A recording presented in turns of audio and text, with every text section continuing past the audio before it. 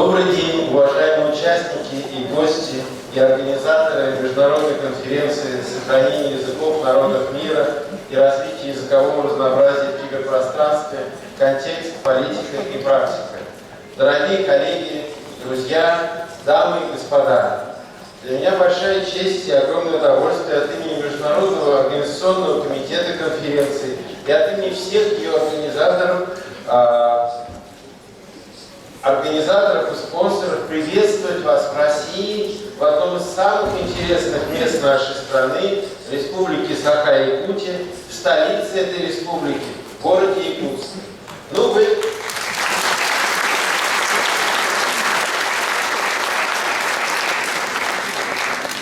Вы сами могли убедиться, насколько это интересное место.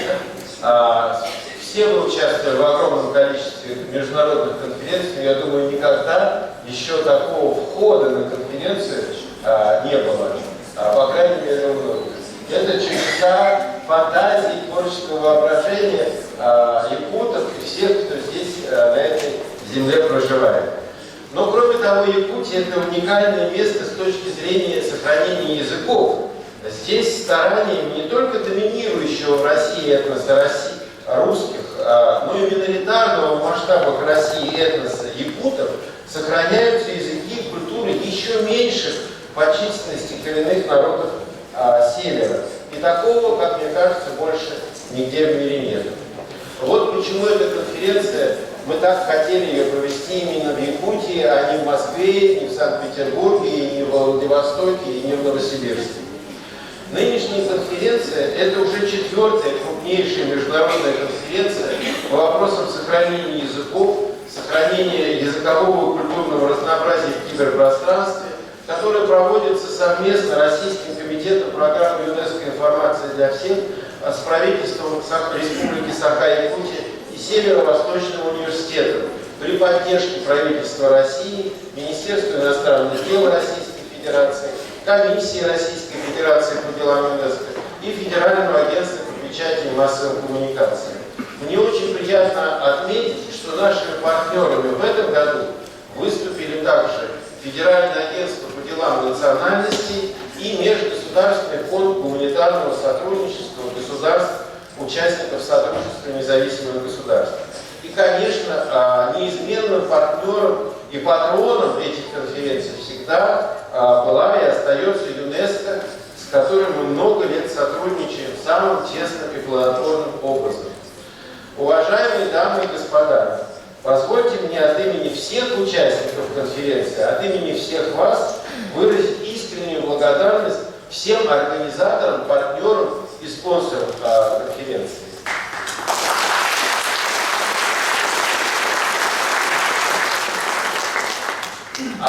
У этой конференции есть своя история, очень интересная. На моей памяти Организация Объединенных Наций объявляет Международный год языков во 2-й раз. Первый раз это произошло в 2008 году. Тогда, 11 лет назад, в России мы только начинали заниматься проблемами многоязычия на международном уровне в рамках ЮНЕСКО. И в самой ЮНЕСКо тема многоязычия, а тем более многоязычие в киберпространстве, тоже еще не была выделена как отдельная важная тема, тем более как приоритетное направление деятельности. В 2008 году мы провели первую на территории России международную конференцию на тему языкового и культурного разнообразия в киберпространстве, в которой участвовали 15 стран. Это произошло здесь, в Якутске.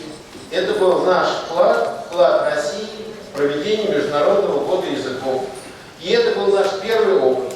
Каково же было наше удивление, когда мы узнали, что именно эта якутская конференция стала самой крупной международной конференцией из всех, что были проведены в мире в Международный год языков в 2008 году. В 2011 году здесь же, в Якутске, состоялась 2-я международная конференция, и в ней участвовали 35 стран. А в 2014 году прошла 3-я конференция с участием уже 48 стран. Именно эти конференции и принятые на них документы заложили основу серьезной деятельности ЮНЕСКО на этом направлении. В итоге многоязычие в киберпространстве стало одним из главных приоритетов межправительственной программы ЮНЕСКО «Информация для всех». Главная программа ЮНЕСКО в области коммуникации и информации. Потом эстафету от Якутска принял другой российский город – Ханты-Мансийск. При поддержке правительства Ханты-Мансийского автономного округа Югры в 2014, 2015 и 2017 годах прошли 3 всемирных экспертных встречи по проблемам многоязычия в киберпространстве. Одна в штаб-квартире в Париже, в штаб-квартире ЮНЕСКО в Париже, а затем дважды в Ханты-Мансийске. Итак, с 2010 по 2018 год были в мире проведены 10 самых крупных всемирных мероприятий на тему. И очень приятно мне сказать, что 6 из них прошли в рамках программы «Информация для всех» по инициативе России. А нынешняя конференция 7-я по счету и для программы ЮНЕСКО «Информация для всех», и для России. Программа этой конференции как никогда обширна и насыщена. Сегодня здесь собрались представители более 60 стран из всех регионов мира. На этой конференции будут обсуждаться самый широкий спектр вопросов, в частности, контексты, в которых функционируют различные языки, лингвистические, социокультурные, политические, экономические и другие, политики, которые проводятся в отношении языков на национальном, региональном, международном, институциональном уровне. Вопросы того, как представлены различные языки в образовании, в культуре, науке, средствах массовой информации, политике, бизнесе, туризме, повседневной жизни в разных странах. Каково реальное положение с разными языками в разных странах? Где и какие меры предпринимаются в целях сохранения языков? Какие из этих мер приносят положительные результаты в реальной жизни и в киберпространстве? И какие из этих мер могут быть тиражированы? Наконец, это вопросы оснащения языков современными языковыми технологиями и многие другие вопросы. И все эти вопросы с разных точек зрения будут обсуждать представители 60 стран из всех регионов мира, общественные деятели, политики, дипломаты, этнолингвисты, социолингвисты, этнополитологи, этносоциологи, культурные антропологи, философы, эксперты в области формирования и анализа национальной и международной языковой политики, представители учреждений в сфере образования, науки, культуры, коммуникации и информации. Я благодарю всех участников конференции за то, что вы приняли наше приглашение и приехали. Несмотря на все тяготы длительного путешествия, надеюсь, что эта поездка будет для вас запоминающейся, профессиональные дискуссии и общение плодотворными, а культурная программа, интереснейшая культурная программа, побудит вас приезжать сюда снова и снова. Спасибо за внимание.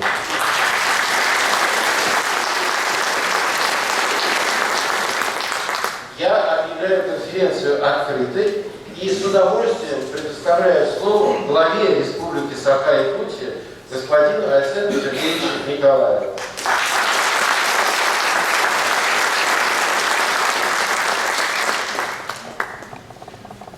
Тәуалар конференция кылақтара, бастадан тұран қабырғадан аңлайды мұқтарын, тылдарын қарысты, оны білемейтелер пространствоға қайындара конференция Якутска қорақады мұқтан бексімеге адылығы тұрды.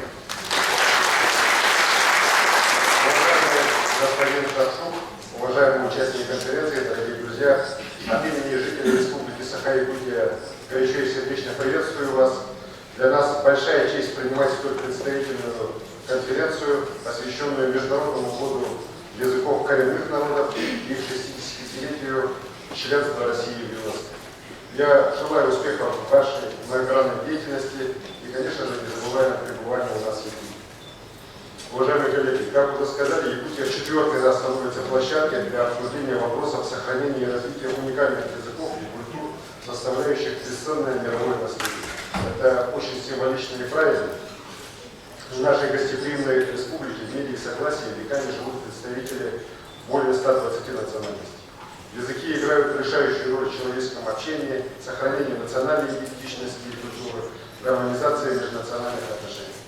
В республике два государственных языка, это русский и язык саха, языки коренных народов севера, эвенский, элькийский, югопирский, балканский, чукотский, имеют статус официальных языков. Многие языкяне свободно владеют двумя и более языками. В республике действуют законы о статусе родных языков коренных малочисленных народов севера, о ключевых школах этнологической экспертизы. В местах проживания коренных народов созданы условия для изучения их родных языков.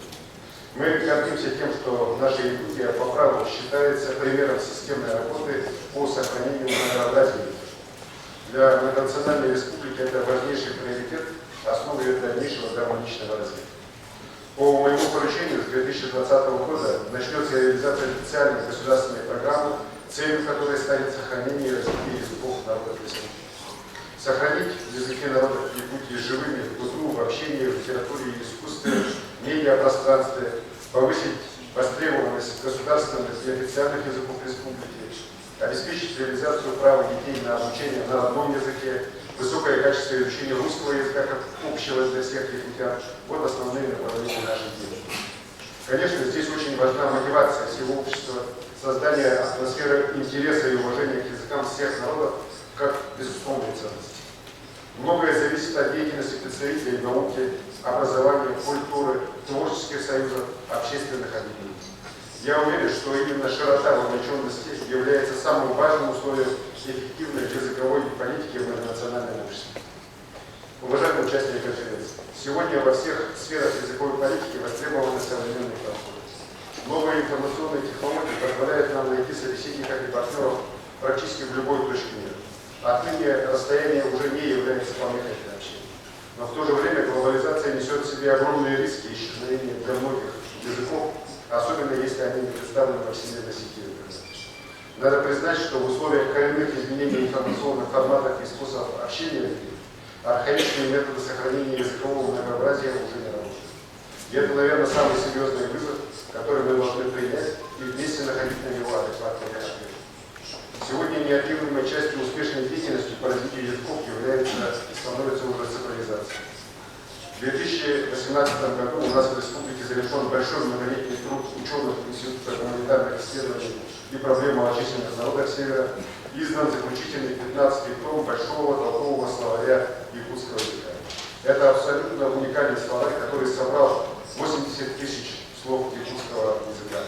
Мы сейчас ставим задачу полной оцифровки большого толкового словаря и его тиражирования в цифровом формате. Это будет гарантией его широкой популяризации, а значит сохранение и развитие якутского языка на столетие вперед. В этой связи хочу подчеркнуть, что обсуждаемые в рамках конференции вопросы сохранения языкового многообразия в современных условиях очень актуальны для международной повестки в целом и для отдельных взятых народов. Об этом, конечно же, говорит и расширение географии, и увеличение числа участников конференции, о котором сегодня уже Евгений Иванович здесь выступил, сказал. Я помню 2008 год, первую конференцию, мы как раз, соответственно,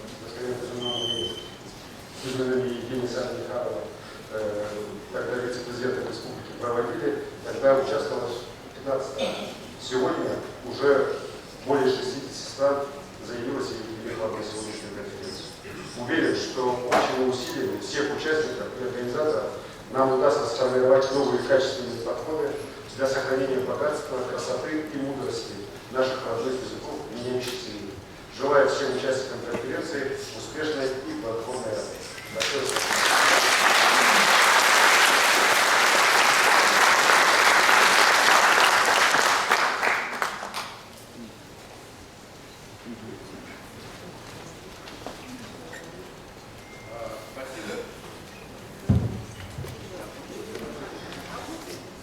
Спасибо большое, Александр Сергеевич, за ваши приветственные теплые слова. Мы постараемся сделать так, чтобы конференция действительно внесла свой большой вклад, так сказать, в копилку мировых знаний, сокровищницу мировых знаний о том, как нужно сохранить языки и культуры. С большим удовольствием я предоставляю слово господину заместителю генерального директора ЮНЕСКО по вопросам коммуникации и информации А.С. Шахту.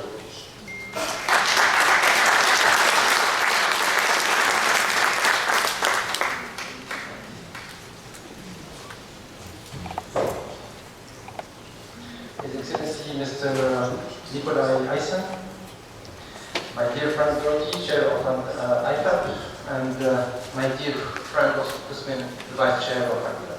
Excellencies, distinguished guests, ladies and gentlemen, it's really a pleasure. It's really a pleasure to address you during this international conference, Preservation of World Languages and Development of Linguistic Diversity in Cyberspace. Context, policy, practice. This is, as it is mentioned, a timely conference within the International Year of Indigenous Languages and the 65th anniversary of Russia's ascension to UNESCO.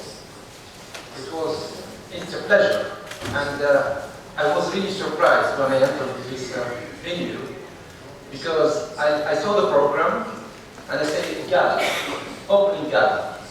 What is gala? And I was really happily surprised to see the indigenous people getting in this conference and taking over this thematic, which is very important for us. Your engagement is essential, and I'm very happy to be with you to see that and to be able to foster it. Indigenous languages are spoken by 370 million people in more than 70 countries. They express more than origin or community belonging. Indigenous languages serve as strategic, local, national, regional, and international resources that contribute to sustainable development, good governance, peace building, and reconciliation processes. They represent a set of ethical values and establish an indigenous language knowledge system that connects people together. The promotion and preservation of indigenous languages can convey knowledge valuable to addressing some of humanity's most critical issues, including those related to education, the sciences, culture, media, access to information, gender equality, and many others. UNESCO is the lead agency in organizing of the International Year of Indigenous Languages. The International Year provides an opportunity to establish a model of cooperation at national and international levels in terms of raising awareness of indigenous languages, mobilizing stakeholders, and collecting resources for coordinated action around the world. I'm happy to see that the calendar for the International Year for Indigenous Languages will include more than 600 events worldwide, including capacity building, workshops, academic conferences, intergovernmental meetings, but also artistic performances, among others. This is very important to have these artistic performances and, of course, also hackathons and all other activities. The International Year has already gathered considerable media and public attention, for which we at UNESCO are more grateful. Indigenous languages also serve as key vectors for the respect for culture and linguistic diversity. Together with freedom of expression, universal access to information and knowledge, and quality education for all, cultural and linguistic diversity constitute one of the 4 pillars of inclusive knowledge society. Indeed, indigenous languages represent enormous potential for the development of inclusive knowledge societies. The importance of language in societies has gained momentum through global technological innovation, providing new opportunities to share and preserve traditional knowledge and language resources, facilitate communication and information sharing, and create employment and business opportunities. In today's world, lack of internet access limits access to both knowledge and information. Media and information literacy and access to broadband connectivity are prerequisites for the fulfillment of human rights and for participation in society. It is for that reason that, in accordance with the 2003 recommendation concerning the promotion and use of multilingualism and universal access to cyberspace, UNESCO focuses its actions in 4 areas, namely the development of multilingual content and systems, the facilitation of access to networks and systems, the development of public domain content, the reaffirmation of equitable balance between the interests of rights holders and the public interest. However, despite the progress made by member states and technological advances, many indigenous peoples still experience barriers in accessing information in the cyberspace. For example, many indigenous language speakers experience difficulties accessing websites and online content and using the domain name system. They are often unable to use mobile applications and computers in their own languages at school, in the workplace, and in public spaces. In spite of the world's rich linguistic diversity, approximately 50% of all content on the internet is, unfortunately, in English only, and thus inaccessible for non-English speakers in indigenous groups.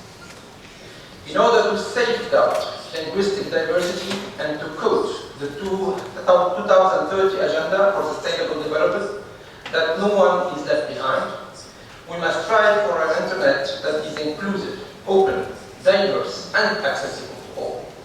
In this context, it's important to highlight UNESCO's Internet Universality concept, which advocates for an internet that is based on human rights, that is open, that is accessible to all, and that is nurtured by a multi-stakeholder participation. To measure internet universality through volunteer national assessments, UNESCO has developed a framework of more than 300 internet universality indicators. These indicators can help us assess issues related to multilingualism in cyberspace, which is a key component of the principle of accessibility to all. For example, domain names and online services available which enable an individual to access and use local and indigenous scripts and languages online. This is one of the indicators that we assess. Is there a substantial and growing volume of internet content in diverse local and indigenous languages, including locally generated content? This is also another example of these indicators. These and the other questions can help guide the internet development community in promoting linguistic diversity and rendering online content more accessible. Ladies and gentlemen, promoting linguistic diversity in cyberspace also requires that we continue our documentation efforts. Indeed, rich datasets are necessary to develop language technologies, datasets that are often not available for most indigenous languages.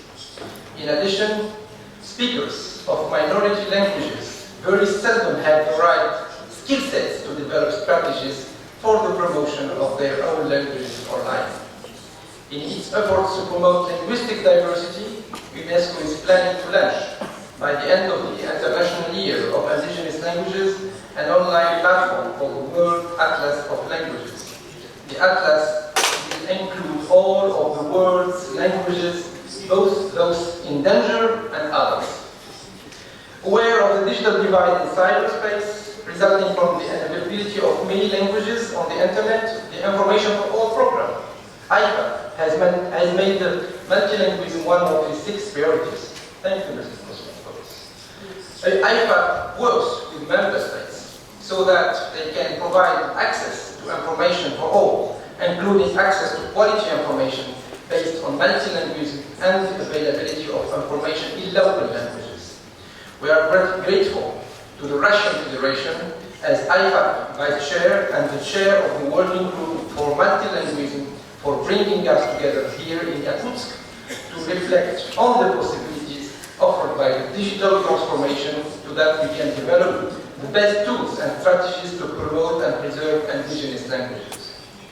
I would like to take this opportunity to thank both the government of the Republic of Sakha, Yakutia, the Russian Federation, and the Russian Committee of IFAP, which has always paid particular attention to issues of promotion and preservation of languages, and indeed has shown exemplary leadership in advocating for the development of information and language policies.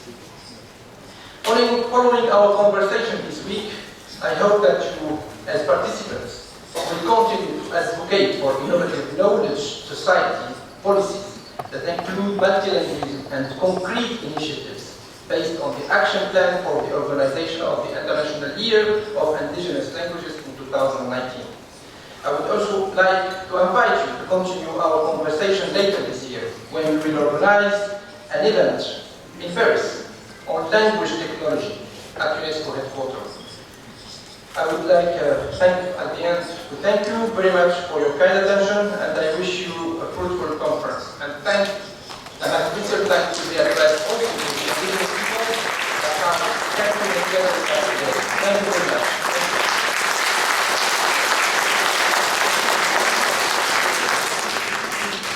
Спасибо, господин Шакшук, за ваше глубокомысленное, панорамное, масштабное выступление, в котором вы проблемы сохранения языков погрузили в широкий спектр проблем формирования справедливых общих знаний.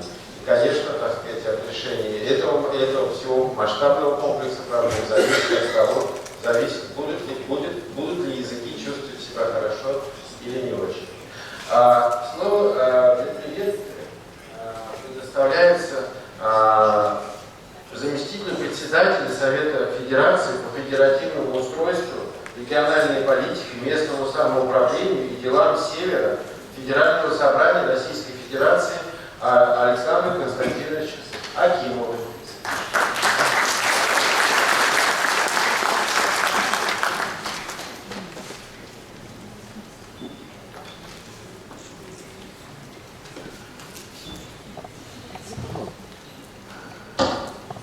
Уважаемые участники международной конференции, дорогие друзья, уважаемый заместитель председателя Генерального секретаря ЮНЕСКО, уважаемый Арсен Сергеевич, позвольте от имени Совета Федерации, лично от имени председателя Совета Федерации Валентины Ивановны Матвиенко поприветствовать всех участников данной крупной конференции и пожелать, конечно, успехов в его работе.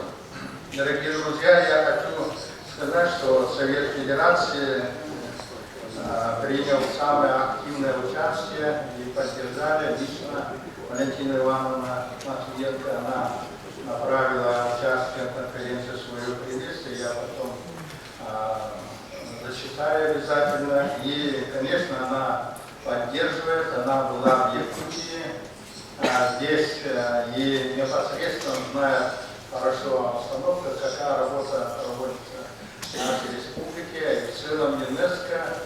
И она полностью поддерживает те идеи, вот те принципы, которые сегодня проводит международная организация ЮНЕСКО именно по развитию языков, многоязычия, культуры, традиций, сохранения, полностью поддерживать. И в этом плане мы в Совете Федерации работаем именно по реализации тех принципов, которые заложены в стратегии государственно-национальной политики, которая одобрена президентом Российской Федерации, Советом Федерации и Государственной Думой, правительством Российской Федерации. Уважаемые участники конференции, вы хорошо знаете, что Россия – это очень крупное многонациональное государство, федеративное государство. Она вот испокон веков, что сохраняет те традиции, которые сохранились еще с давних времен и продолжают эти линии вести.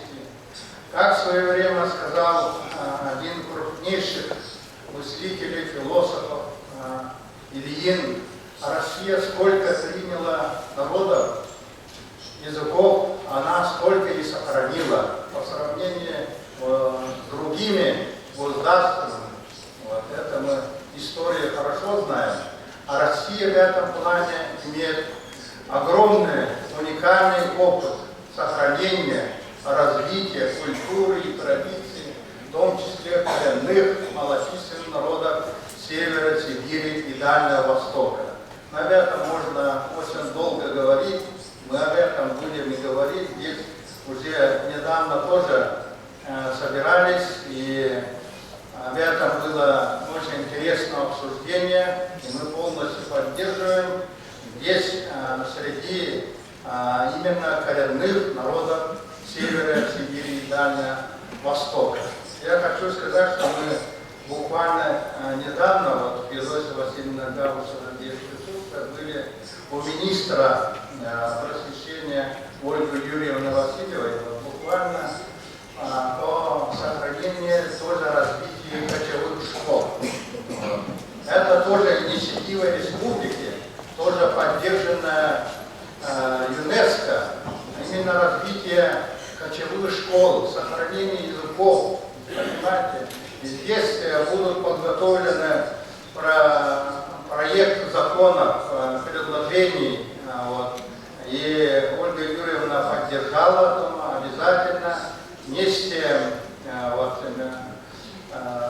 Государственной Думой, Советом Федерации, депутатами, сенаторами внесут такие поправки, предложения законов образования. Я думаю, что это большое дело, и я думаю, что сегодня мы, вот, когда руководители ЮНЕСКО здесь присутствуют, должны быть благодарны, и мы докладываем о том, что мы продолжаем эту работу очень серьезно.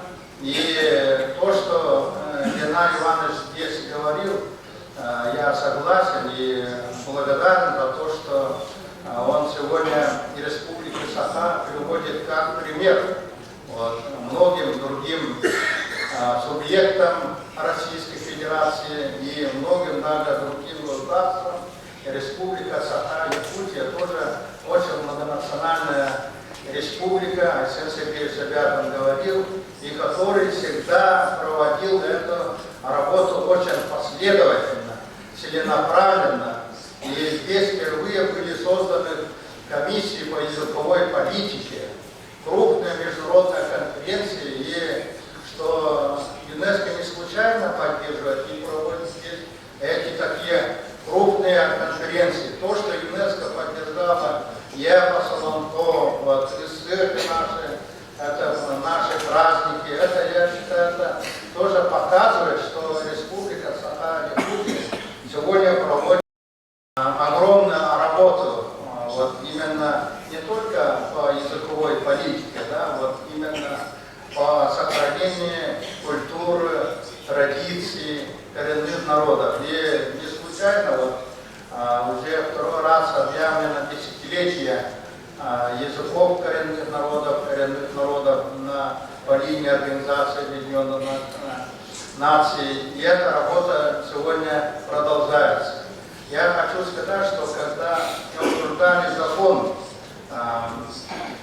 вы помните, когда дискуссия была закон об образовании именно по части языковой политики, и Республика Саха-Якутия заняла очень принципиальную позицию, и я благодарен здесь специалистам, вот, во главе вот Федосия Васильевна, они, депутаты, очень серьезно отстояли это, свои позиции, и опыт республики был поддержан и депутатами Государственной Думы, Советом Федерации, Министерством образования и просвещения Российской Федерации. Это тоже дорогого стоит, потому что есть здесь специалисты и ученые, практики, которые последовательно вот, из года в год, из поколения в поколение это передают, это огромное наследие. Дорогие друзья, я еще раз, пользуясь случаем, конечно, хочу вот, поздравить всех наших уважаемых гостей, участников конференции. Мы живем, конечно, такой сложный, интенсивного развития эпоху, да, когда геополитика сегодня совершенно другая, век информационных технологий. В этом мире, конечно, идет интеграция народов. Даже есть народы, которые не сохранили свой язык. Правильно говорят, нет языка, нет народа. И, конечно, это в этом мире бурно развиваться. Мы, конечно, должны сохранить свои языки, свою культуру, традиции. Вот. Особенно наших малочисленных коренных народов Севера Сибири, и Дальнего Востока. И в этом плане, конечно, я желаю тому, чтобы эта конференция прошла достойно, и позвольте зачитать приветствие Валентины Ивановны Матвиенко. Организаторам, участниками и гостями международной конференции «Сохранение языков народа, мира и развития языкового разнообразия в гиперпространстве, контекст, политика и практика». От имени Совета Федерации, Федерального собрания Российской Федерации и от себя лично приветствую организаторов, участников и гостей международной конференции.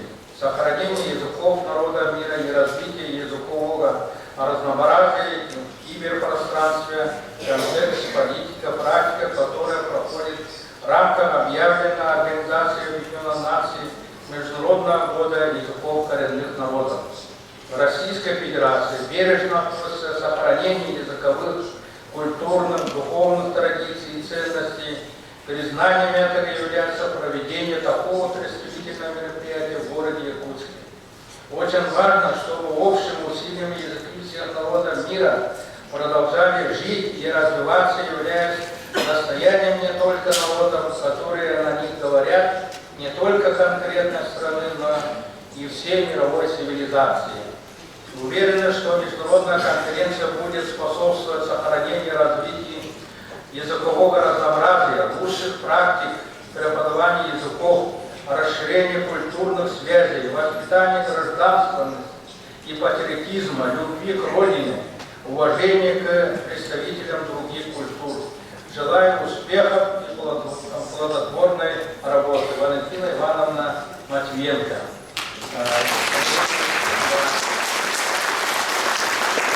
Позвольте вручить это приветствие Евгению Ивановичу Кузьмину, нашему большому другу, и с огромной благодарностью то, что он вот не первый раз проводит здесь, в Якутии, наша республика Саха-Якутия, такого международного масштаба конференции, и пожелать ему тоже дальнейших успехов, крепкого здоровья и благополучия.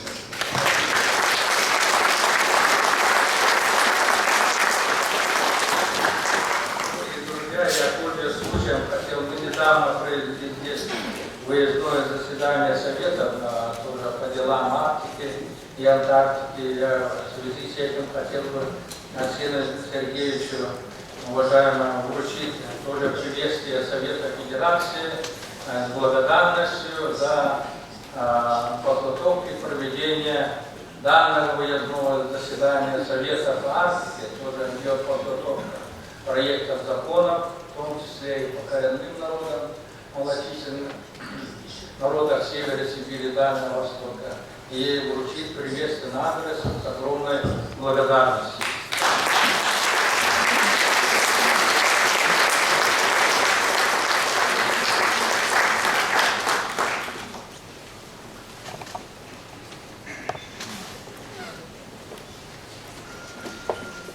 Благодарю вас, Александр Константинович. Сейчас слово для приветствия от имени Министерства иностранных дел Российской Федерации предоставляется старшему советнику Департамента по гуманитарному сотрудничеству и правам человека Министерства иностранных дел России, члену постоянного форума Организации Объединенных Наций по вопросам коренных народов, члену Международного руководящего комитета по подготовке международного года языков коренных народов Айсе Бакаевне Макабенко.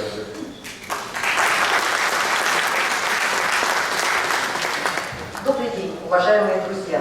Разрешите приветствовать вас от имени Министерства иностранных дел и поздравить с началом работы конференции.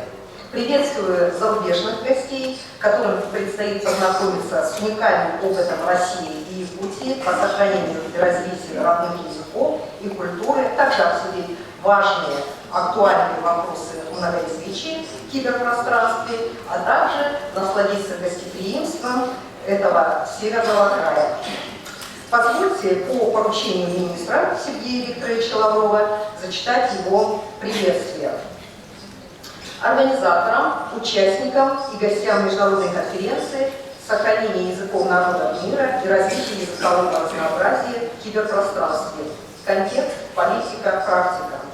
Сердечно приветствую организаторов, участников и гостей международной конференции «Сохранение языков народов мира и развитие языкового разнообразия в киберпространстве. Контекст, политика, практика». Сегодня усилия по сохранению языкового многообразия вносят неоценимый вклад в формирование более справедливой и демократичной многополярной системы мироустройства, обеспечение благополучного будущего всего человечества. Очевидно, что в условиях бурного роста информационно-коммуникационных технологий такая работа должна охватывать и киберпространство. Россия, как многонациональное государство, продолжит способствовать поощрению культурно-цивилизационного разнообразия. Убежден, что свою лепту в общие усилия на этом направлении внесет и ваша инициатива, которая реализуется в тесном взаимодействии с ЮНЕСКО, важнейшей гуманитарной опорой современной глобальной архитектуры. Символично, что участников и гостей конференции, которая проходит в рамках Международного года языков коренных народов, принимает Саха-Якутия, один из наиболее самобытных российских регионов. Желаю вам плодотворных дискуссий и всего наилучшего. Сергей Лавров, Москва, 1 июля 2019 года. Пользуясь случаем, также хотела бы поприветствовать вас от имени постоянного форума ООН по вопросам коренных народов, членом которого я являюсь от восточноевропейской группы стран. Это один из специализированных механизмов по проблематике коренных народов, созданных при ООН. В 2016 году форум выступил с инициативой объявления Международного года языков коренных народов, а Генеральная Ассамблея провозгласила 2019 год годом языков коренных народов. Основной задачей года является привлечение внимания мирового сообщества к усугубляющейся проблеме исчезновения языков коренных народов и необходимости принятия мер по их сохранению и возрождению. Ваш представительный форум собрал ученых и практиков из многих стран мира. Подобная совместная работа имеет большое значение для достижения целей Международного года языков коренных народов, а также последующих шагов на этом направлении. Желаю вам плодотворной работы в интересах всех языков народов мира и тех, кто говорит на них. Большое спасибо.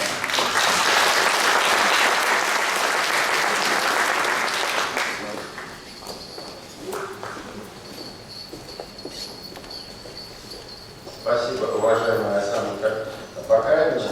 Сейчас слово для приветствия от имени Федерального агентства по делам национальности предоставляется заместителю начальника управления по укреплению общенационального единства и профилактике экстремизма на национальной и религиозной почве Федерального агентства по делам национальности Тимуру Рабажаковичу Цивикову.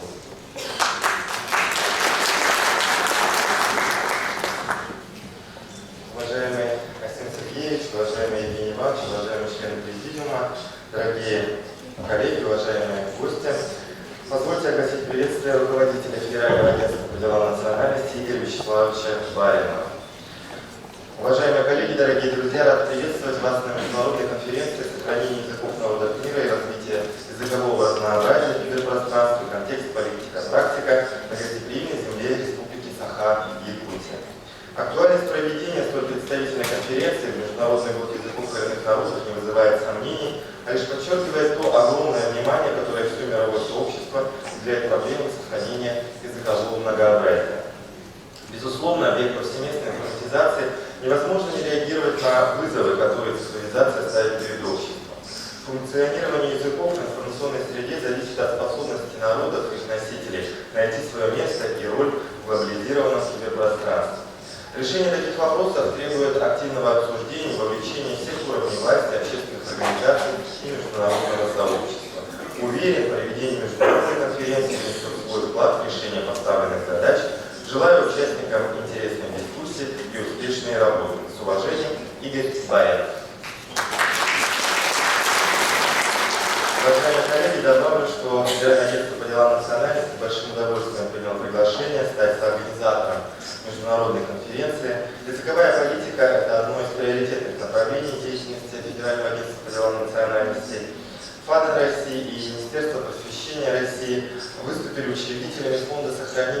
изучения языков народов Российской Федерации, созданного в 2018 году в соответствии с указом президента Российской Федерации Владимира Владимировича Путина. Уже в этом году объявлено ООН Международным годом языков коренных народов. Фонд сделает акцент на языках коренных малочисленных народов Севера, Сибири и Дальнего Востока. Фонд государственный получает субсидию с федерального бюджета Российской Федерации, поэтому его деятельность будет иметь поступательный и конструктивный характер, базирующийся на интересах всего общества. От себя лично добавлю, что рад приехать в город, в котором родился и провел школьные годы, поэтому на личном опыте знаю и уверен, что Якутия была, есть и будет, несмотря на долгую холодную зиму, теплым домом для всех народов.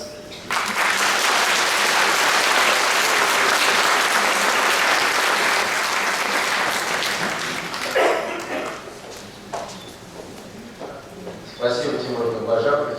Сейчас огромное удовольствие, так сказать, для меня предоставить слово нашей уважаемой председателю Межправительственного совета программы ЮНЕСКО «Информация для всех» госпоже Дороти Гордон, человеку, который всю свою жизнь проработал в ООН, широко известен во всем мире, блистательный докладчик, профессор, лектор. И для нас, для работы с ней вместе, это большое удовольствие и большая честь. Спасибо, Евгений Иванович. Добрый день. The Honorable Nikolaev Eisen, Head of the Republic of Sakha, Mr. Alexander Akimov, Member of the Federation Council of the Federal Assembly of the Russian Federation, Mr. Moise Chachuk, Assistant Director General for Communications and Information of UNESCO, and all my fellow members of the High Table. Excellencies, distinguished guests, ladies and gentlemen, it is both an honor and a pleasure in my capacity as the chair of the Intergovernmental Council of UNESCO's Information for All program to join you at this important meeting. I say a pleasure because coming from Africa, it is not often that I will have the opportunity to have an insight into the beautiful culture of this region of the Russian Federation. I was most impressed not only with the grown-up people who were exhibiting this culture, but the fact that the children are already involved and able to display it. It was really beautiful, and I think, can I invite the international participants to give our hosts a warm round of applause. Thank you so much.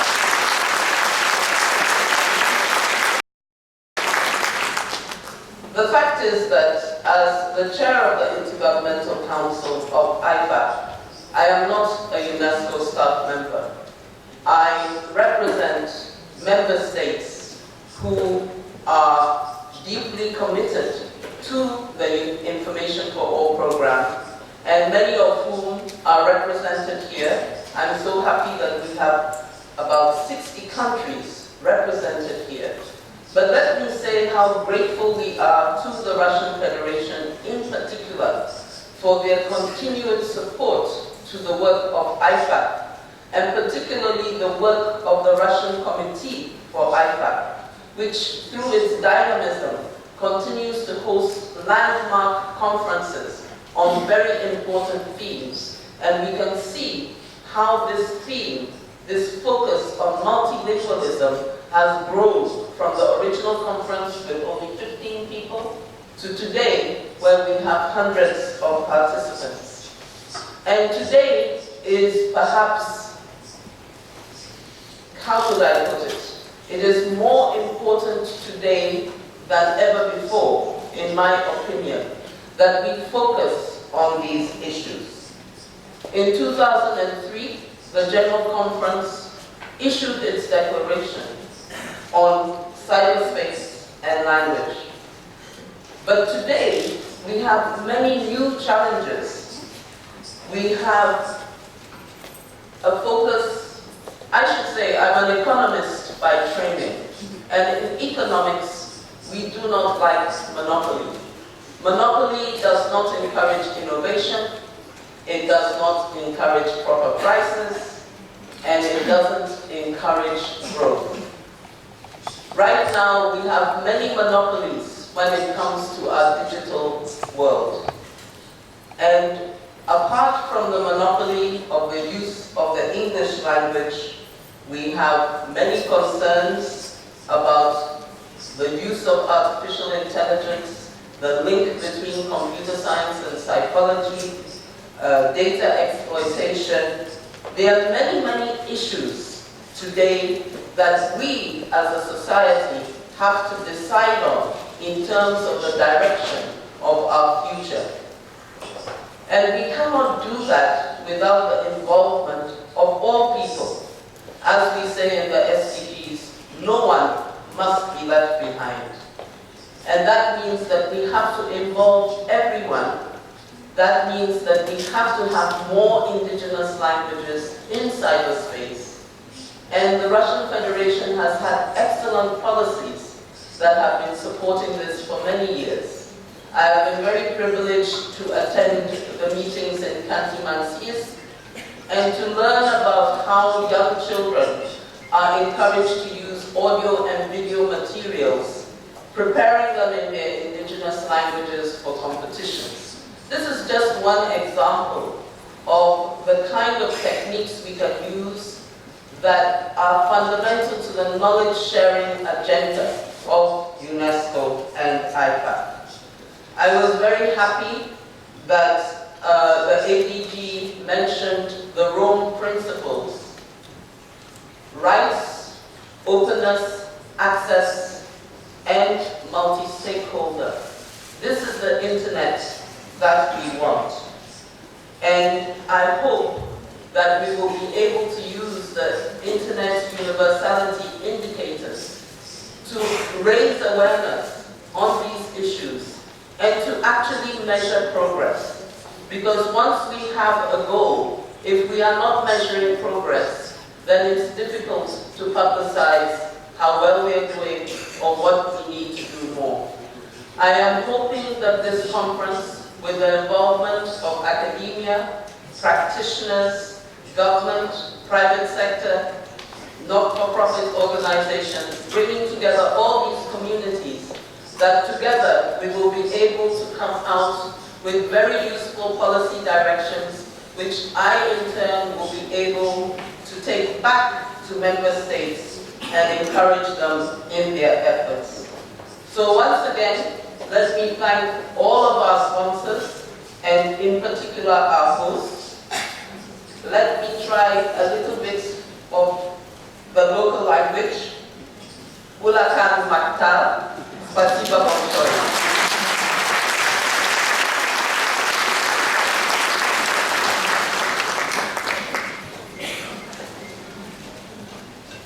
Спасибо, Дороти. Ну вот вы все видели, какой у нас яркий, незаурядный, прекрасный председатель сейчас.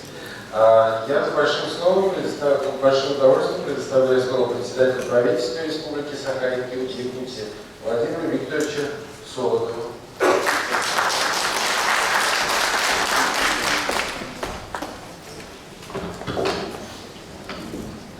Уважаемый Александр Сергеевич, уважаемый Евгений Иванович, дорогие участники конференции, для меня большая честь сегодня выступить с докладом на столь представительной конференции и раскрыть коротко основные моменты, касающиеся текущей ситуации с сохранением языкового разнообразия в Республике Саха-Якутия и с теми перспективами, которые мы для себя видим в этой, безусловно, важнейшей сфере реализации государственной политики. Сегодня конференция проводится в 4-й раз в республике, и это абсолютно не случайно. Республика Саха-Якутия относится к числу лидеров регионов по сохранению языкового разнообразия в России, а можно сказать, что и в мире в целом. С чем это связано? Приведу несколько цифр. Проводимая государственная политика фонетика и в сочетании с объективными факторами, которые характеризуют территорию нашей республики, уникальные природные особенности, привели к тому, что в последнее время мы смогли в Якутии не только сохранить численность коренных народов, но и увеличить численность достаточно серьезно. По результатам всероссийской переписи населения 2010 года, по сравнению с 1989 годом, численность народа Саха увеличилась на 27%, а коренных малочисленных народов Севера на 41,6%.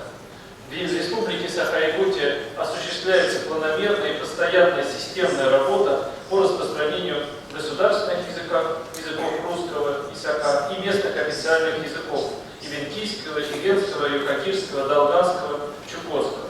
Приведу несколько цифр, касающихся уровня владения языками. По данным статистики, родным языком владеют 96% народа Саха, 55,2% долган, 37,5% ивенов, 22,8% ивенков и 28,8% юкагиров. То есть мы имеем ситуацию, когда не менее трети населения коренных малочисленных народов Севера, коренных народностей владеют родным языком, что, безусловно, является нашим достижением.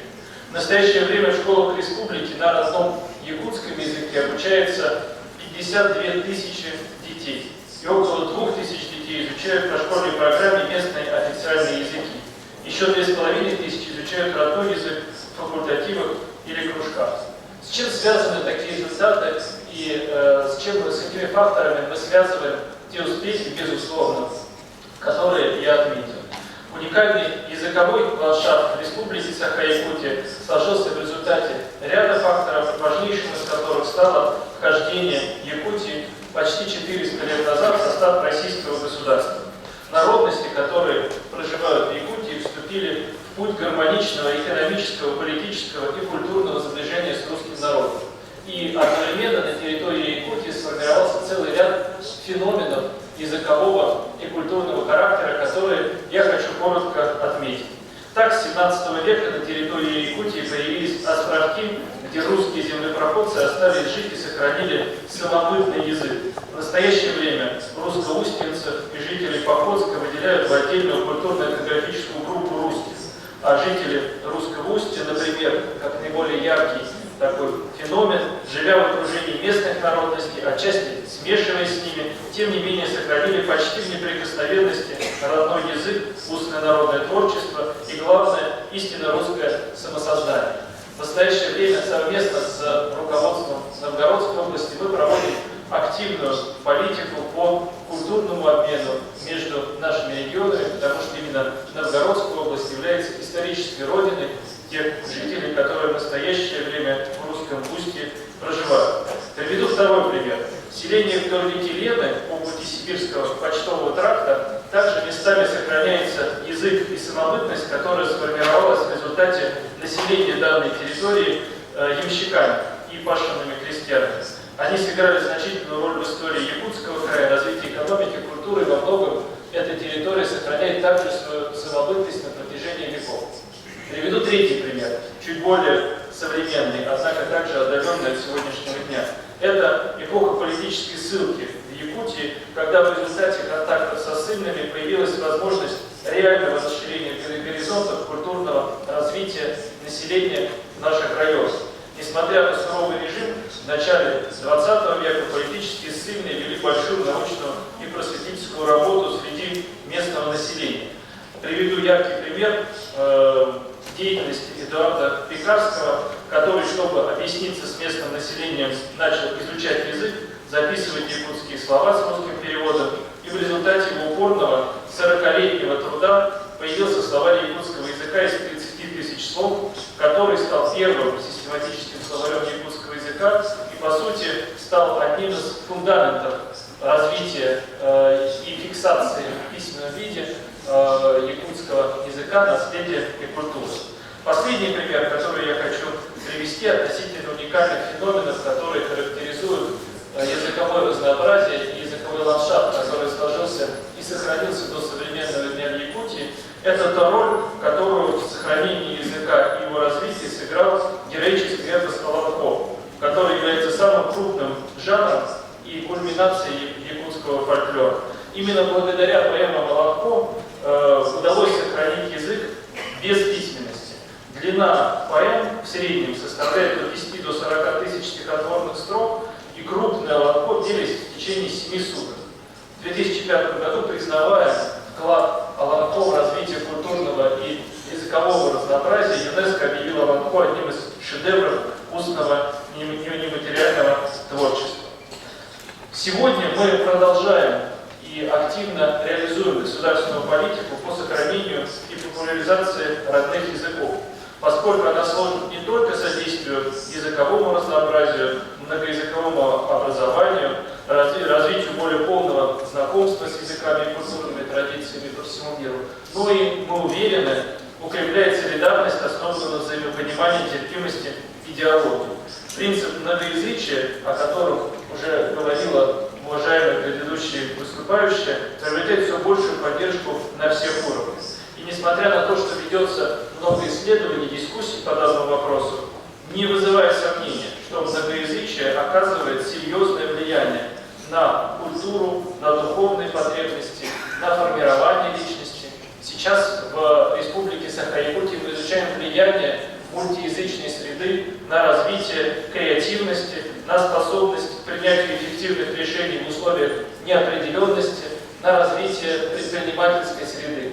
И мы видим закономерности, которые позволяют судить, что именно многоязычие является одним из факторов успешного развития креативной экономики, предпринимательства и инновационной сферы Республики Саха-Якутия.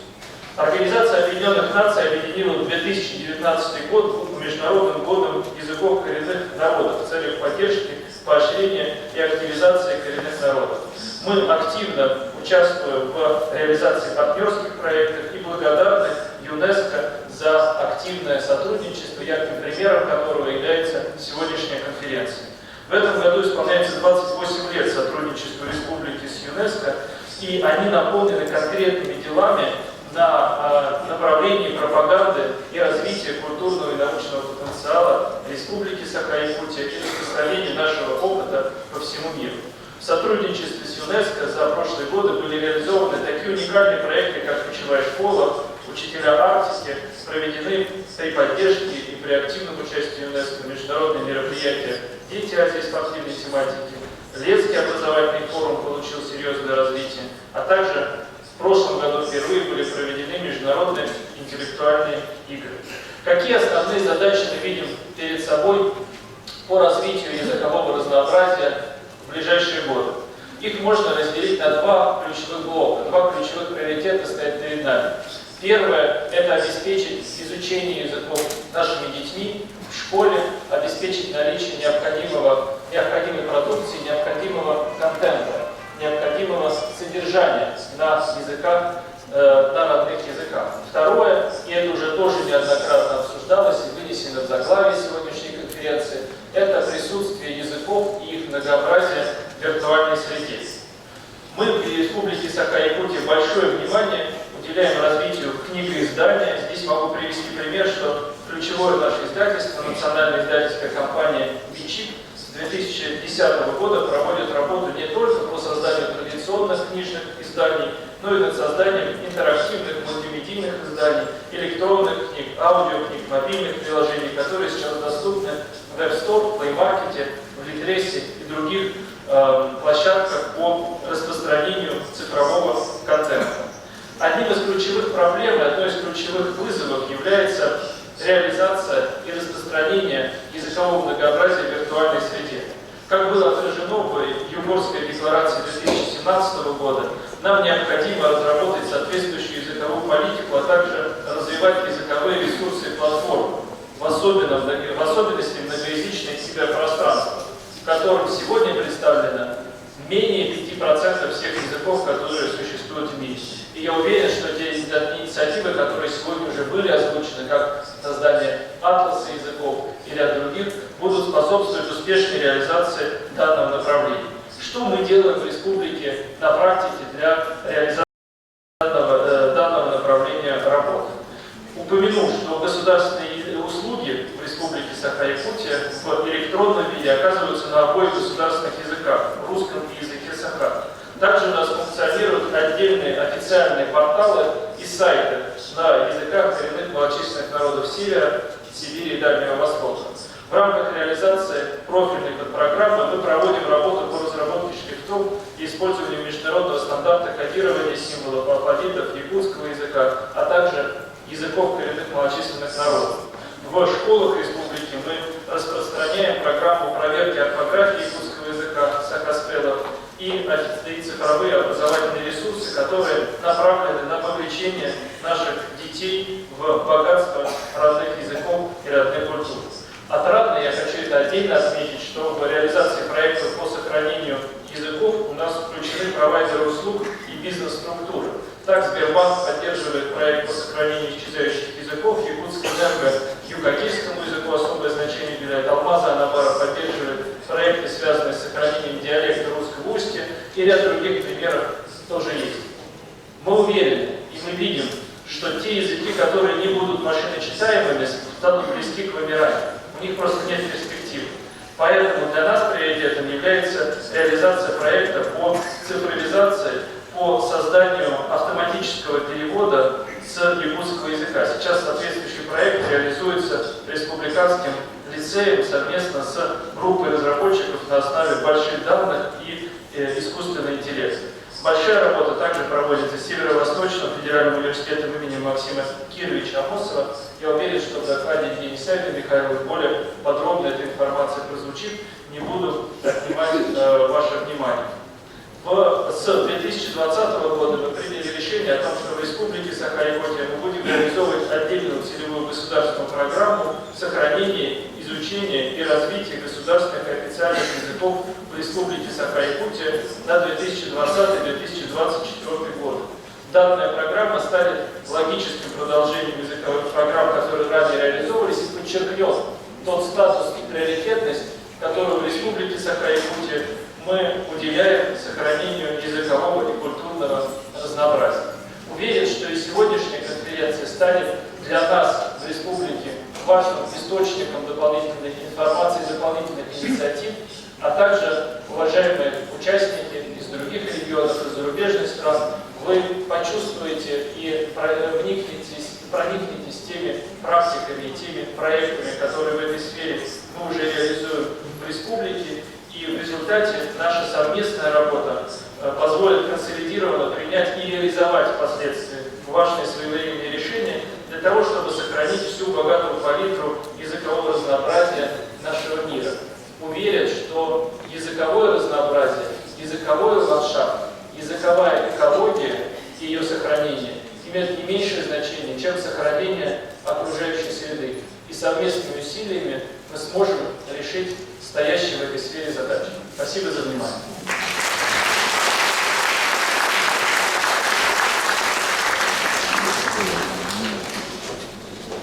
Спасибо, Владимир Викторович, за очень интересный и обстоятельный доклад, экскурсом в историю.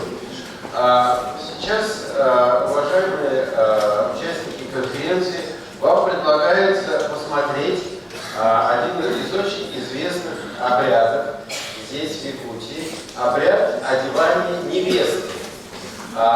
Для того, чтобы вам было все видно, я прошу членов президиума проследовать вот сюда, вот на 8-й ряд, а господину Николаеву, господину Шевчука мы пойдем встретимся с журналистами в этот момент.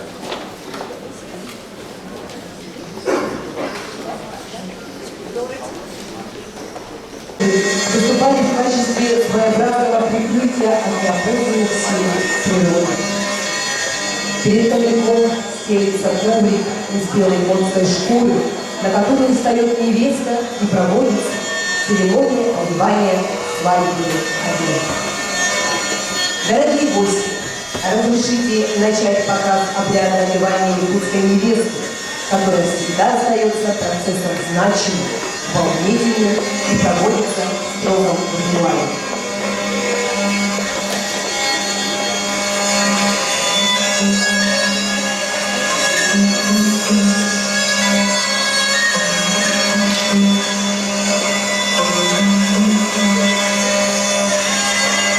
Перед вами якутская невеста, одетая в нательную рубашку, Ритуальные штаны на талии, на позиции, обувь из кожи, расшитой вышивкой, металлическими бляшками и подвесками. Они служили своеобразным оберегом щиту, охраняющим будущую правительницу от опасности.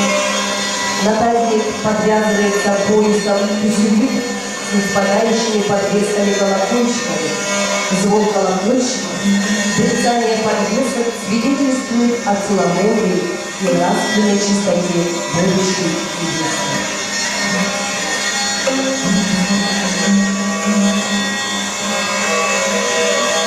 Старинная свадебная одежда имела оригинальную форму и покрой, была объемна, добротна. Невесте поверх нательной одежды надевают свадебное платье халадай. Украшают национальными серебряными украшениями.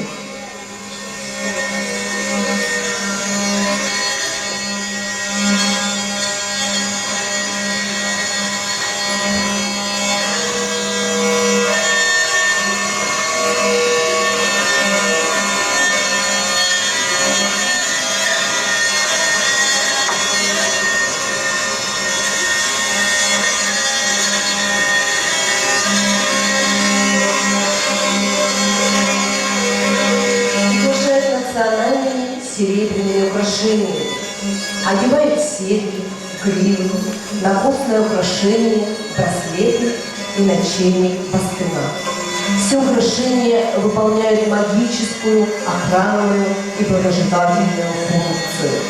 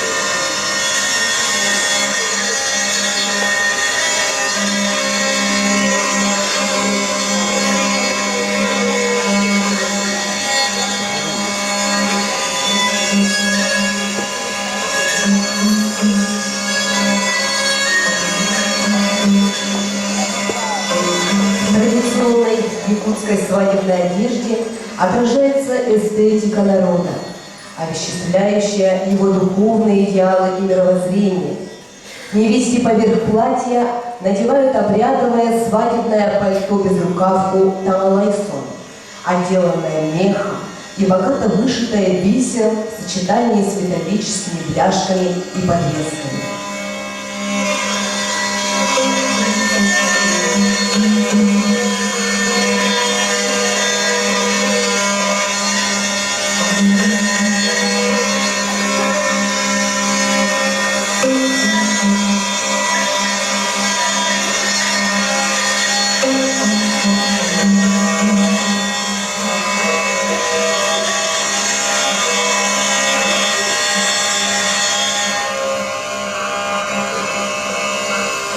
На голову одевают свадебную конусовидную шапку «Ура», на вершине которой прикреплены перья птицы или хвосты зверька-тотема семьи невесты.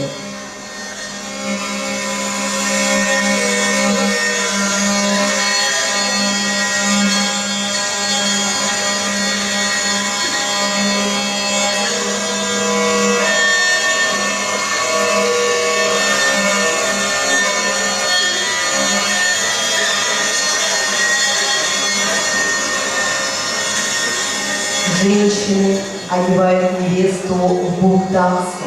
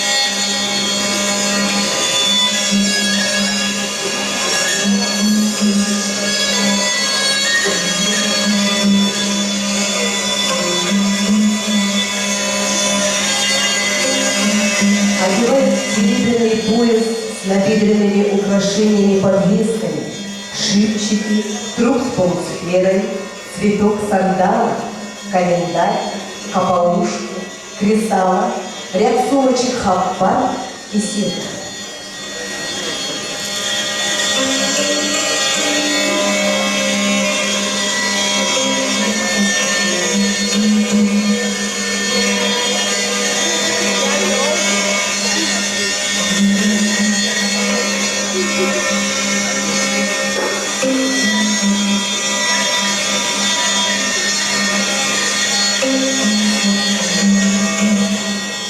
Одевают серебряные нагрудные и наспинные украшения поверх шубы. Обязательным дополнением к свадебной одежде является комплект украшений из литого серебра, что должно было оберегать невесту от всяких несчастий и злых сил.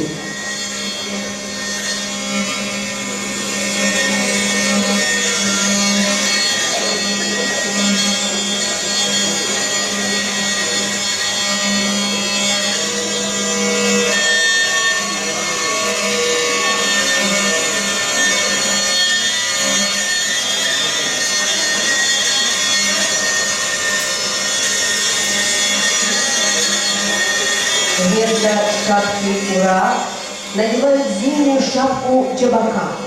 Силуэт, кровь, декор которых свидетельствует об их сакральном значении в жизни народа. В одежде невесты воплощены идеи жизненной силы и плодородия.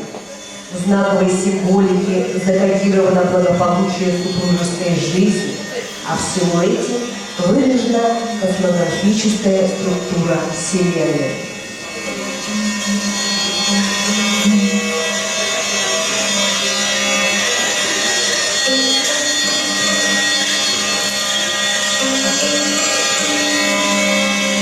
Надеваются рукавицы.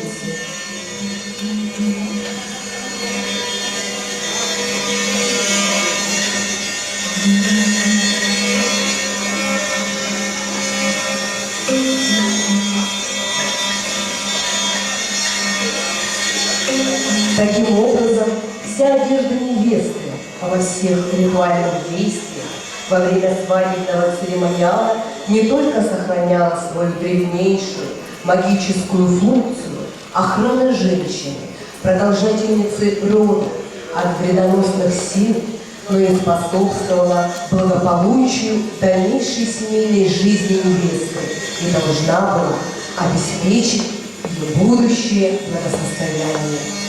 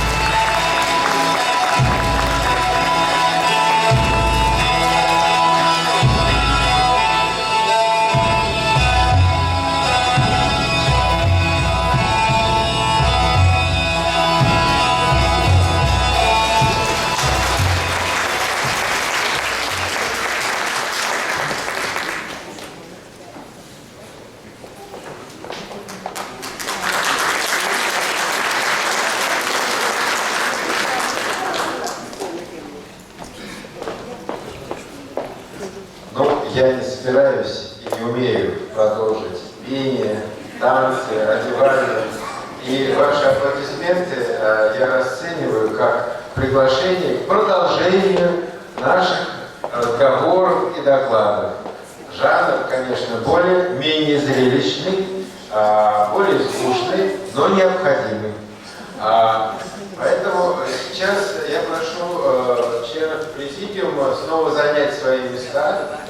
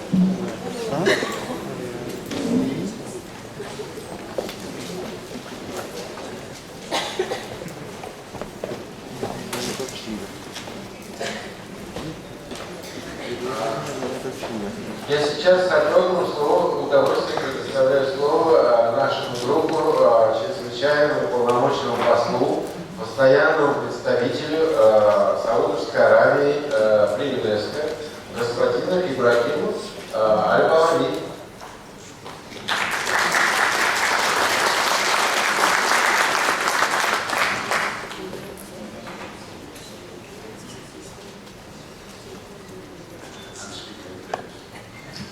Excellences, Mesdames, Messieurs, je remercie tout d'abord les autorités locales et les organisateurs de cette conférence internationale pour l'organisation de ce grand événement.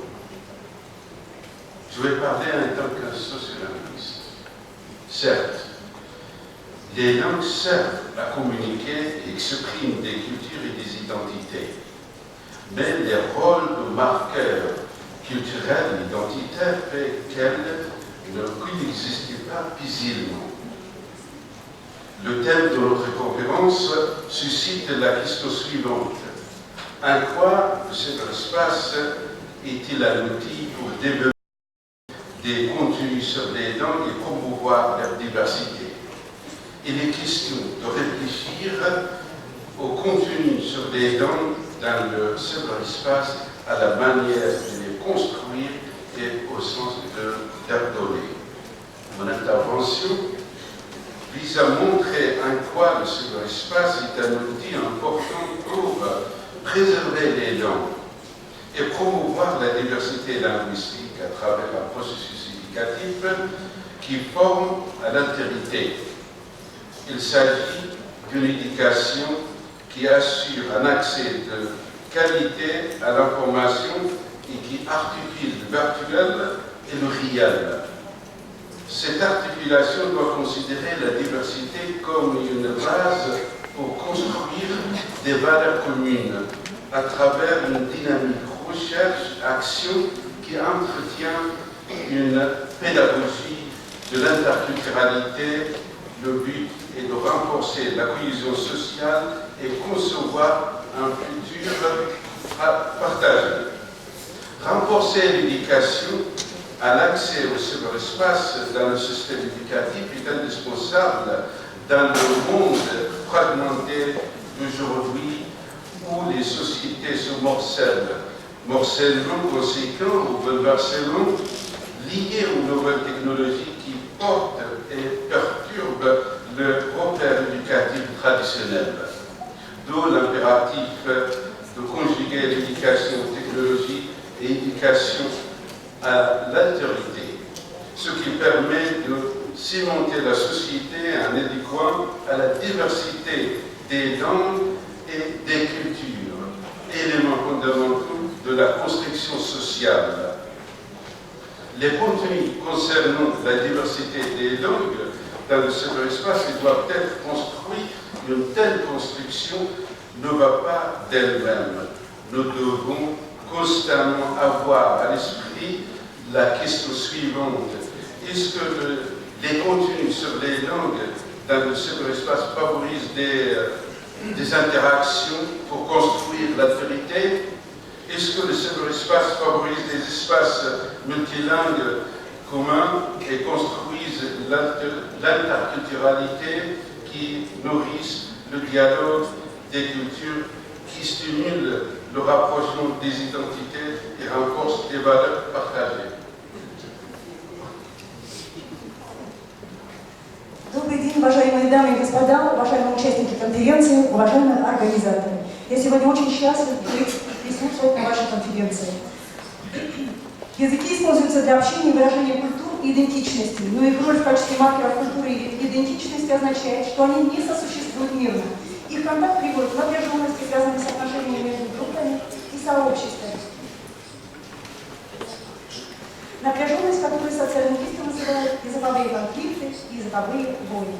Тема нашей конференции поднимает вопрос, как киберпространство является инструментом для разработки контента на языках и продвижения их разнообразия. Ставит вопрос о необходимости размышления о содержании языков в киберпространстве, о способах и создании и о том, какое значение они будут иметь в современном мире. Обращение к теме киберпространства заставляет нас задуматься о виртуальности и о двух важных вопросах. Киберпространство в первую очередь пространство виртуальное. Как его содержание должно соотноситься с реальным пространством, которое является общественным пространством и реальным местом социализации.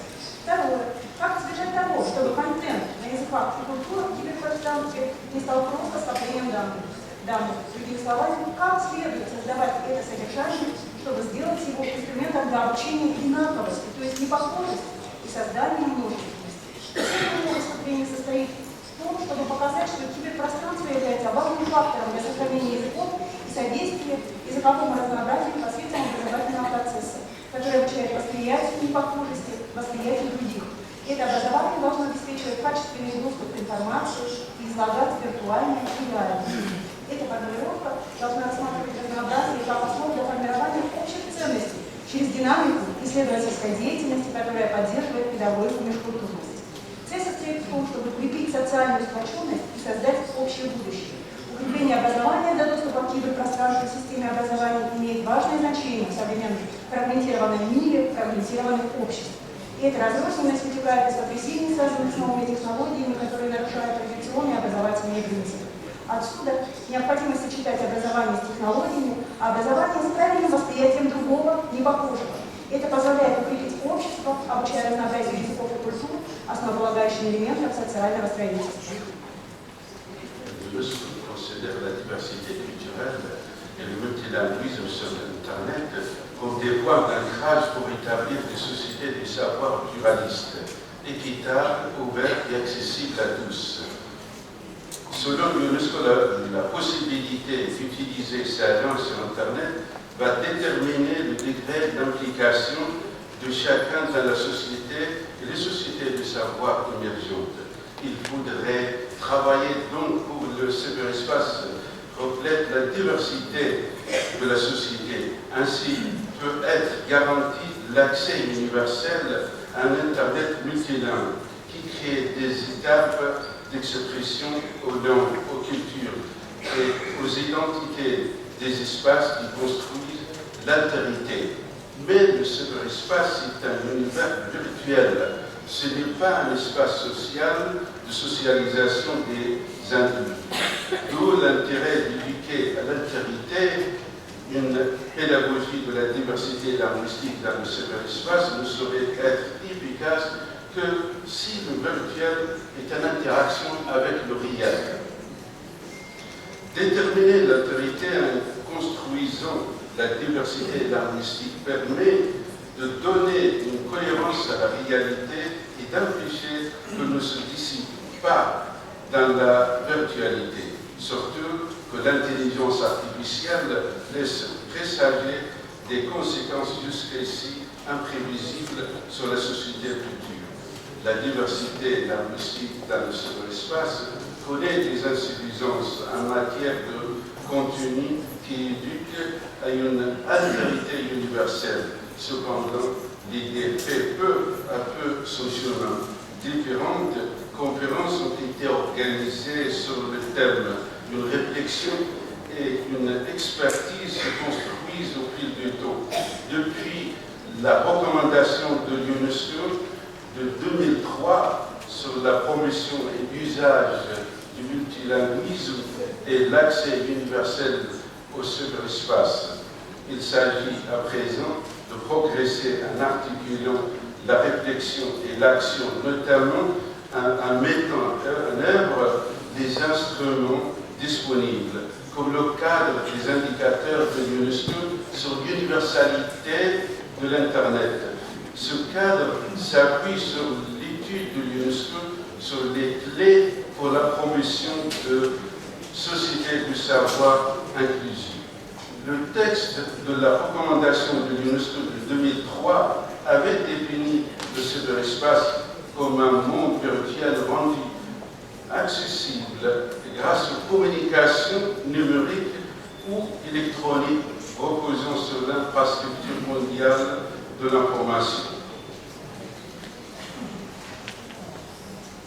Определение непохожести путем построения лингвистического разнообразия позволяет придать реальности согласованность и не допустить ее рассеивания и виртуальность, тем более, что искусственный интеллект предполагает непредсказуемые до сих пор последствия для будущего общества. Языковое разнообразие в киберпространстве является недостаточным с точки зрения содержания, которое воспитывает универсальную непохожесть. Однако идея постепенно набирает обороты. На эту тему были организованы различные конференции. Со времени принятия рекомендаций ЮНЕСКО 2003 года о развитии и использовании многоязычия и всеобщем доступе к киберпространству накапливаются знания и опыт. В настоящее время необходимо добиться прогресса, размышляя и действуя, в частности, путем применения имеющихся инструментов, таких как система показателей ЮНЕСКО по универсальности интернета. Эта система основана на исследовании ЮНЕСКО, которая называется «Ключи к развитию инклюзивных обществ знаний».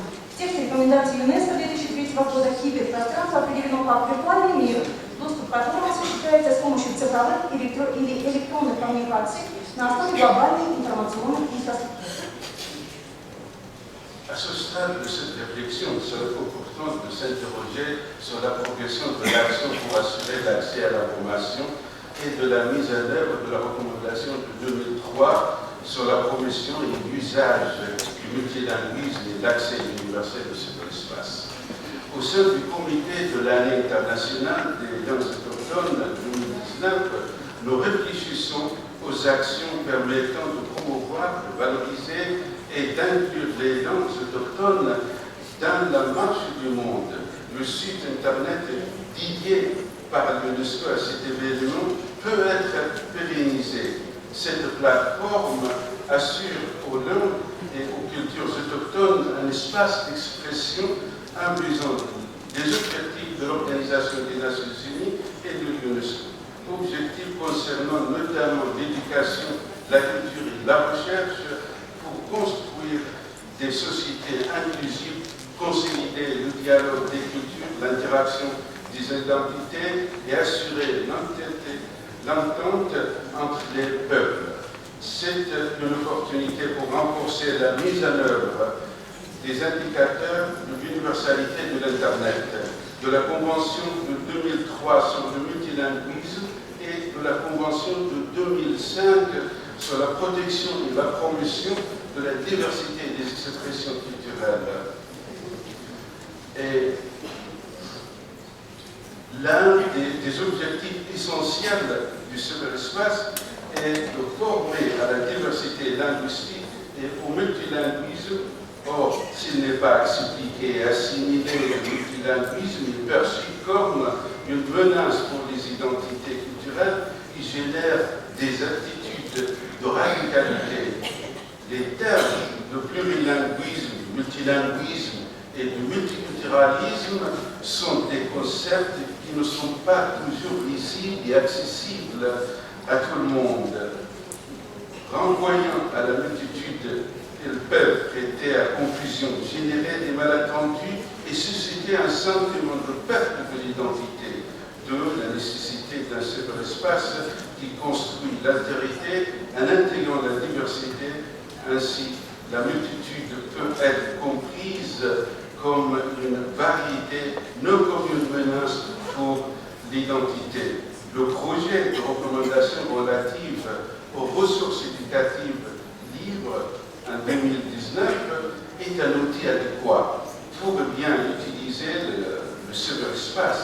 Ces contenus aident à inclure des populations vulnérables, marginalisées, handicapées et de promouvoir par une approche multilingue des langues locales et autochtones. Recommandation de l'UNESCO de 2003 sur la promotion et l'usage du multilinguisme et l'accès universel au cyberespace. Il s'agit à présent donc de progresser et articulant la réflexion et l'action, notamment en mettant en œuvre les instruments disponibles comme le cadre des indicateurs de l'UNESCO sur l'universalité de l'Internet. Ce cadre s'appuie sur l'étude de l'UNESCO et sur les clés de la promotion et de la société. Donc, et pour conclure, donc, je dirais que les contenus sur les langues et la diversité linguistique dans le cyberespace devraient articuler le virtuel et le réel. Il faudrait donc élaborer des contenus sur les langues du monde dans le cyberespace en les inscrivant dans une approche éducative à l'altérité, ce qui permet à la fois de les préserver et de construire l'interculturalité et la citoyenneté mondiale. Merci.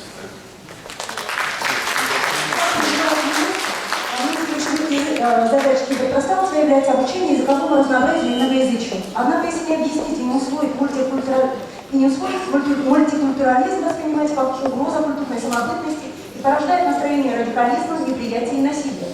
Термины плюрилингвизм, многоязычие и мультикультурализм – это понятия, которые не всегда читаемы для скрытной важности. Обращаясь к множеству, они могут привести к путанице, недопониманию, чувству потери идентичности. Отсюда необходимость киберпространства, которое создает инаковость путем внедрения разнообразия. Таким образом, множество можно понимать как разнообразие, а не как угрозу идентичности. Проект «Рекомендации в открытых образовательных ресурсах» 2019 года является подходящим инструментом для успешного использования киберпространства. Этот контент помогает охватить уязвимых, маргинализованных людей с ограниченными возможностями и продвигать, используя многоязычный подход, местные языки и языки коренных народов. Но заявление, сделанное в Брюссельской декларации после встречи, Всемирной встречи по образованию в 2018 году, вызывает тревогу. Это показывает, что несмотря на некоторые глобальные процессы, мы не на правильном пути к достижению целей устойчивого развития к 2030 году. В то же время многие из разных языков не являются до сих пор языками преподавания.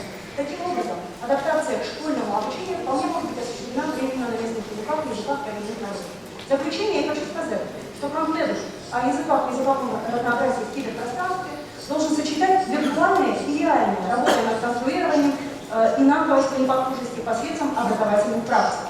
Цель состоит в том, чтобы создать конструктивную идентичность перед лицом разрушительной идентичности, которая, используя идентичность, порождает волнение, угрожающее обществу. Это требует создания и развития эффективных систем образования. Цель устойчивого развития 4, разработанная ЮНЕСКО, эффективно объединяет киберпространство и общество через процесс, который идет от начальной школы к высшему образованию. Школа должна быть в образе общества, строительству которого она способствует. Следует принимать во внимание разнообразие и создавать социальную ткань, соответствующую социальной реальности. Поэтому необходимо разрабатывать контент на мировых языках в киберпространстве, помещая их в образовательный подход к восприятию чужого, непохожего, что позволяет как сохранить их, так и создать межкультурную и глобальную гражданство. Спасибо за внимание.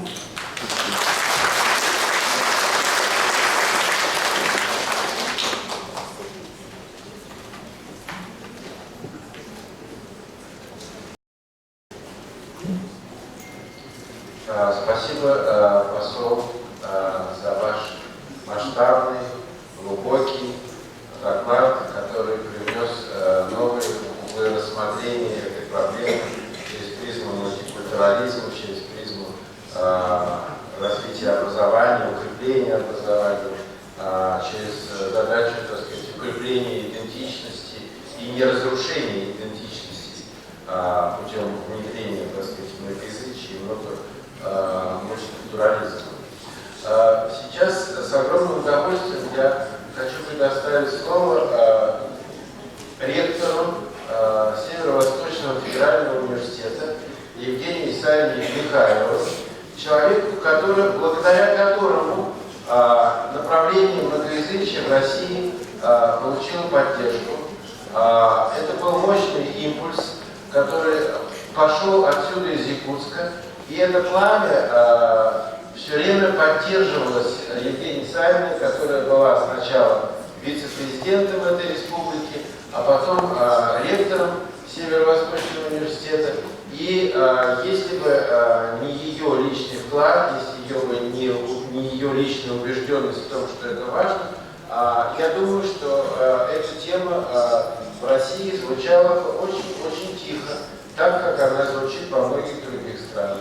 А благодаря вам, вот уже 4-я конференция, еще другие города соревнуются с Якутском, и мы с гордостью представляем Россию на международной сцене.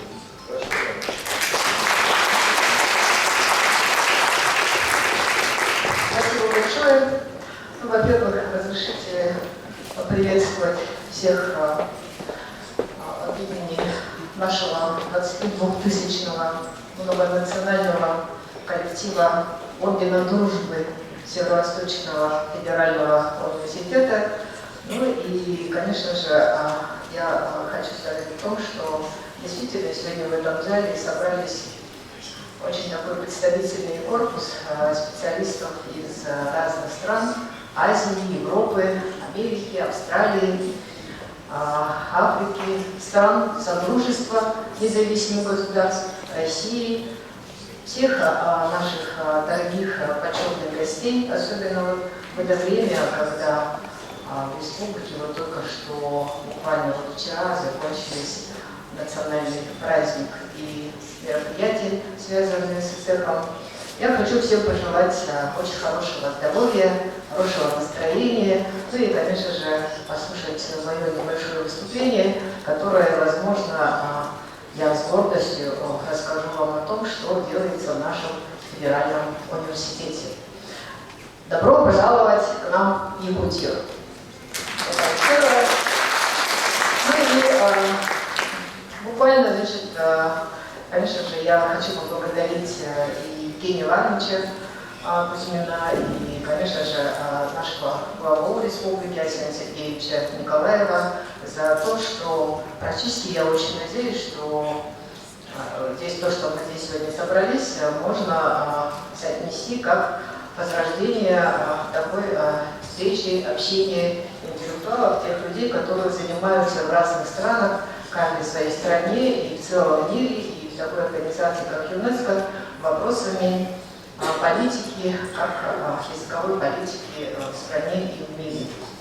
Я очень надеюсь, от всей души надеюсь, что наша конференция, проводимая от языков коренных народов мира, добьется успехов в постановке наших общих целей международного уровня и получит признание и уважение всего мирового научного сообщества. Так же, как те документы, о которых сегодня много говорили.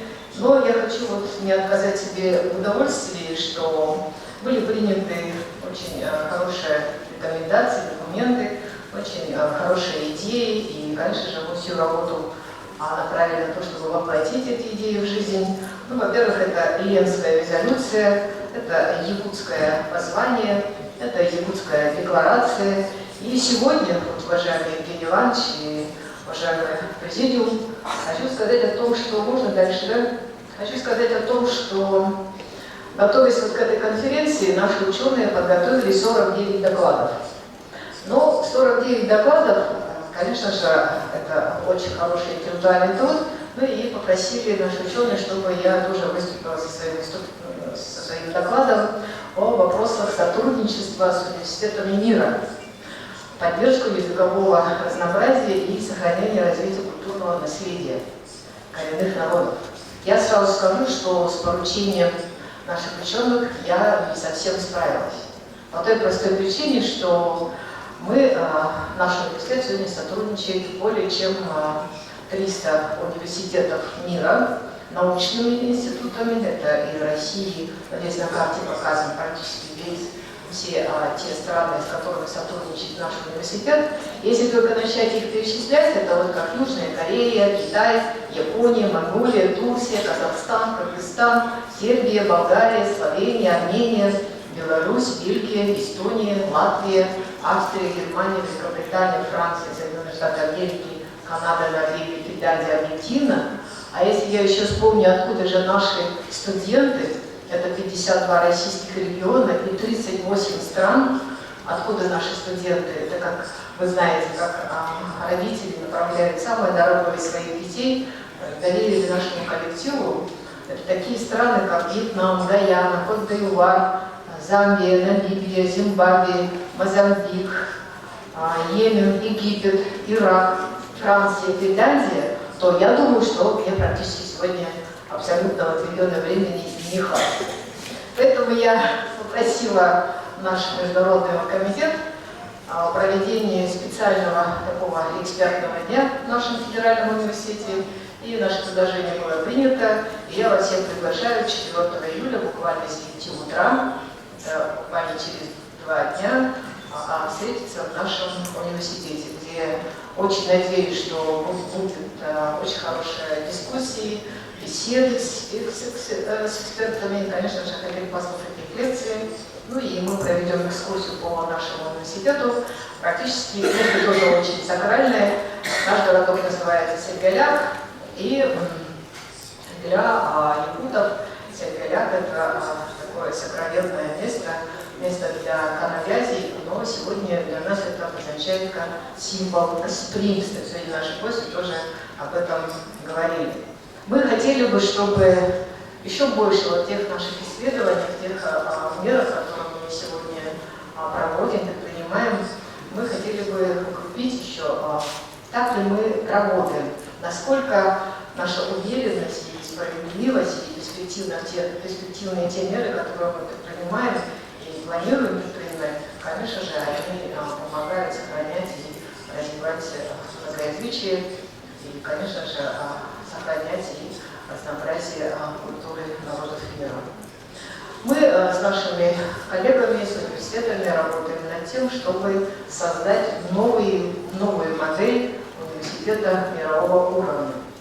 Сегодня вот я небольшой, здесь вот тоже есть показ, с какими мы университетами сегодня работаем над моделью университета, когда наши молодые люди получают 2 диплома, диплом об окончании Версальского университета, например, и Федерального университета, и практически мы бы хотели, чтобы были сопоставимы те степени бакалавриата, магистратуры и докторантуры. PhD сегодня у нас, для нас это уже не новость, и мы бы хотели еще внедрить международную систему качества образования. Мы уже гарантировали родителям качество образования, ну и, естественно, хотели бы, конечно же, попасть в европейскую систему пересчета зачетных единиц трудоемкости, European Credit Transfer System, которая, я так полагаю, в скором времени, конечно же, станет той самой накопительной системой для всего мира в рамках концепции обучения в течение всей жизни. Ну, после того, как Российская Федерация присоединилась к Болонскому процессу в 2003 году, конечно же, все понятно, что расширились наши возможности, и мы сегодня вместе и с европейскими университетами, и с азиатскими проводим различные мероприятия.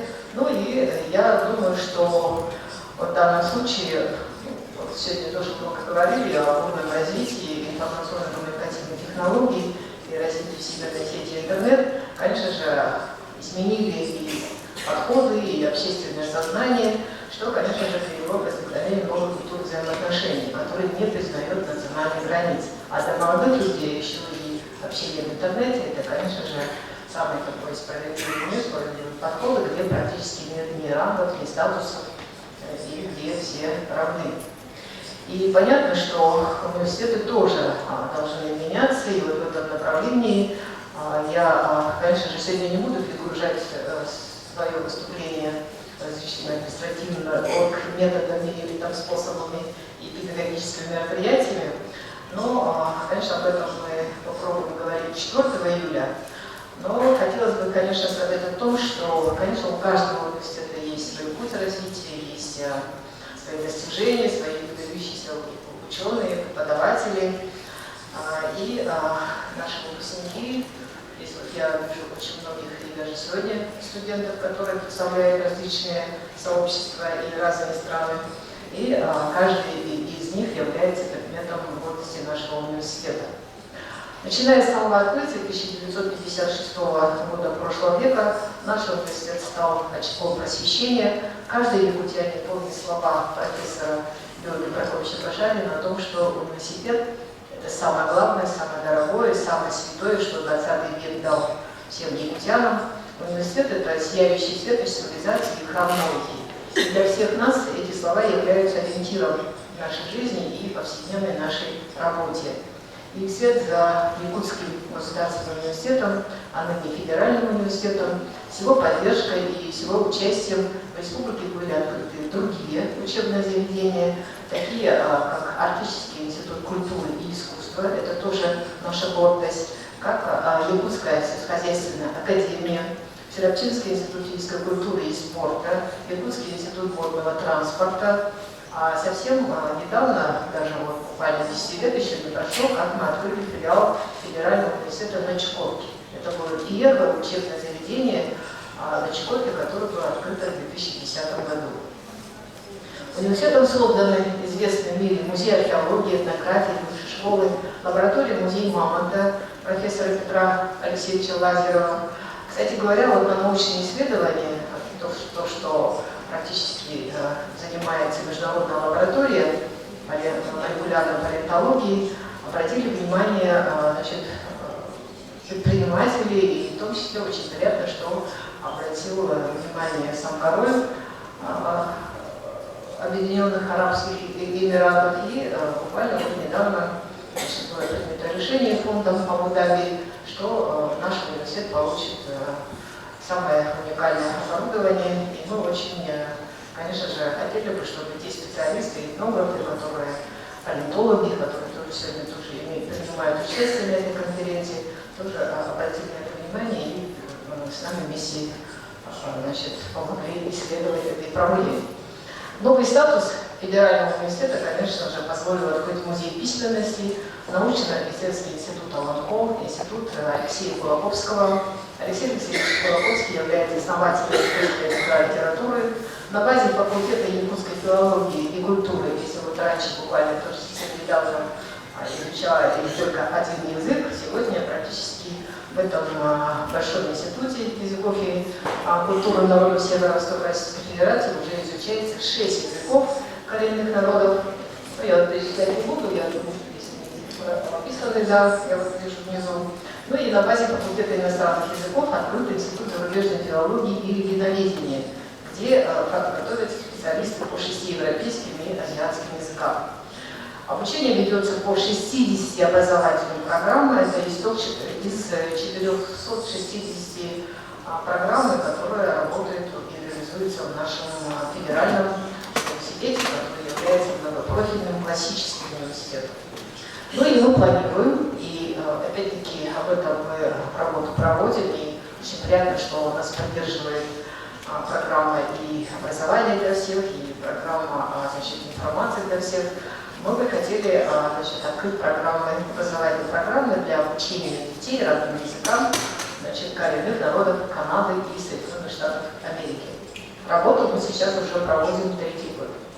4-й год действует Центр подготовки к кембриджским экзаменам по английскому языку. 2 года активно работает образовательный центр корейского языка и культуры Института имени короля Синджон. Здесь огромную поддержку, помощь нам оказал профессор Хампурского университета, заведующий кафедрой русского языка Хампурского университета, я это видела, профессор Антусо. Скажите, пожалуйста.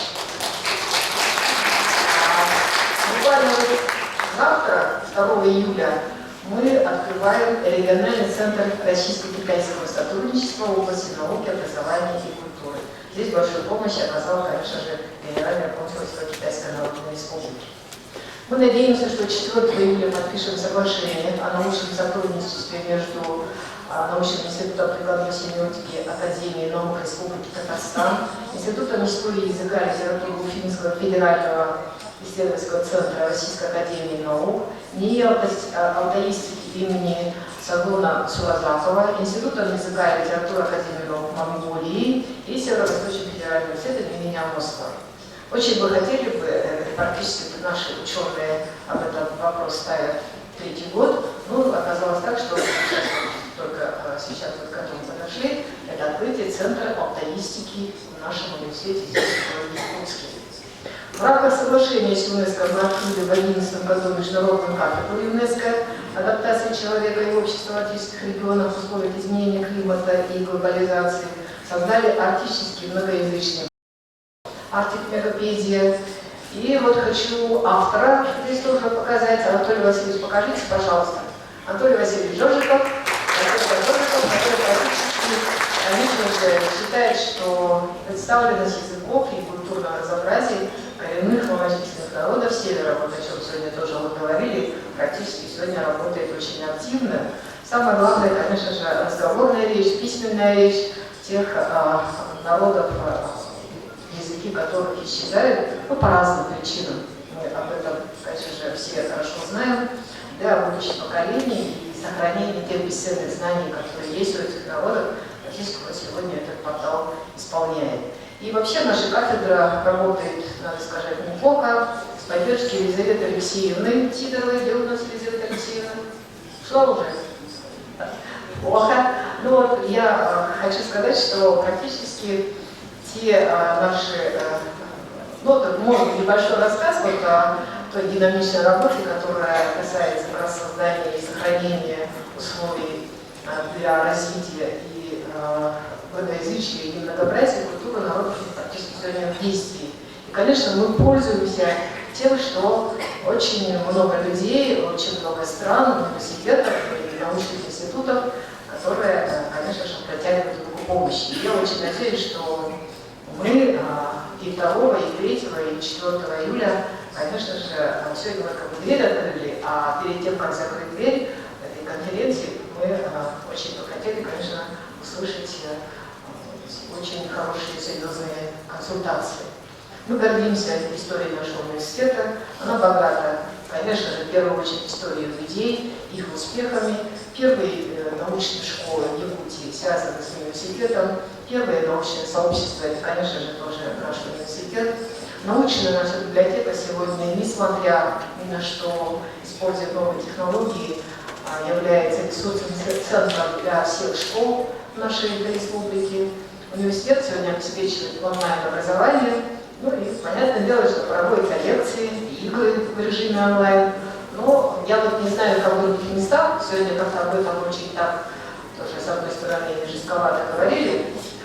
Но я вот думаю, что вот такое мнение, то, что есть у родителей, очень такое принципиальное мнение, что настоящее образование невозможно без диалога учителя и ученика, профессора и студента, ученого и аспиранта, невозможно без живого человеческого общения, потому что только живое общение, только диалог, как у нас с вами сегодня вот в эти дни будет проходить, может вызвать и желание, и интерес, ну и, конечно же, дальнейший интеллектуальный рост. Поэтому я вот желаю всем успехов.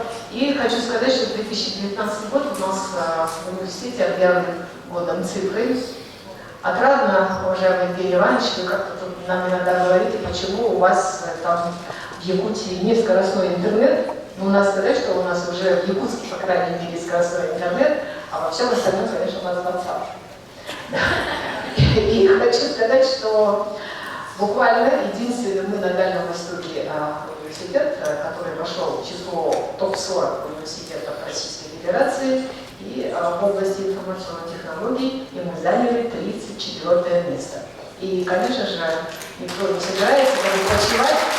И очень приятно, что в нашей стране объявлена новая программа «Цифровая экономика». Это же, опять-таки, меняет и языки языки обучения, языки программирования.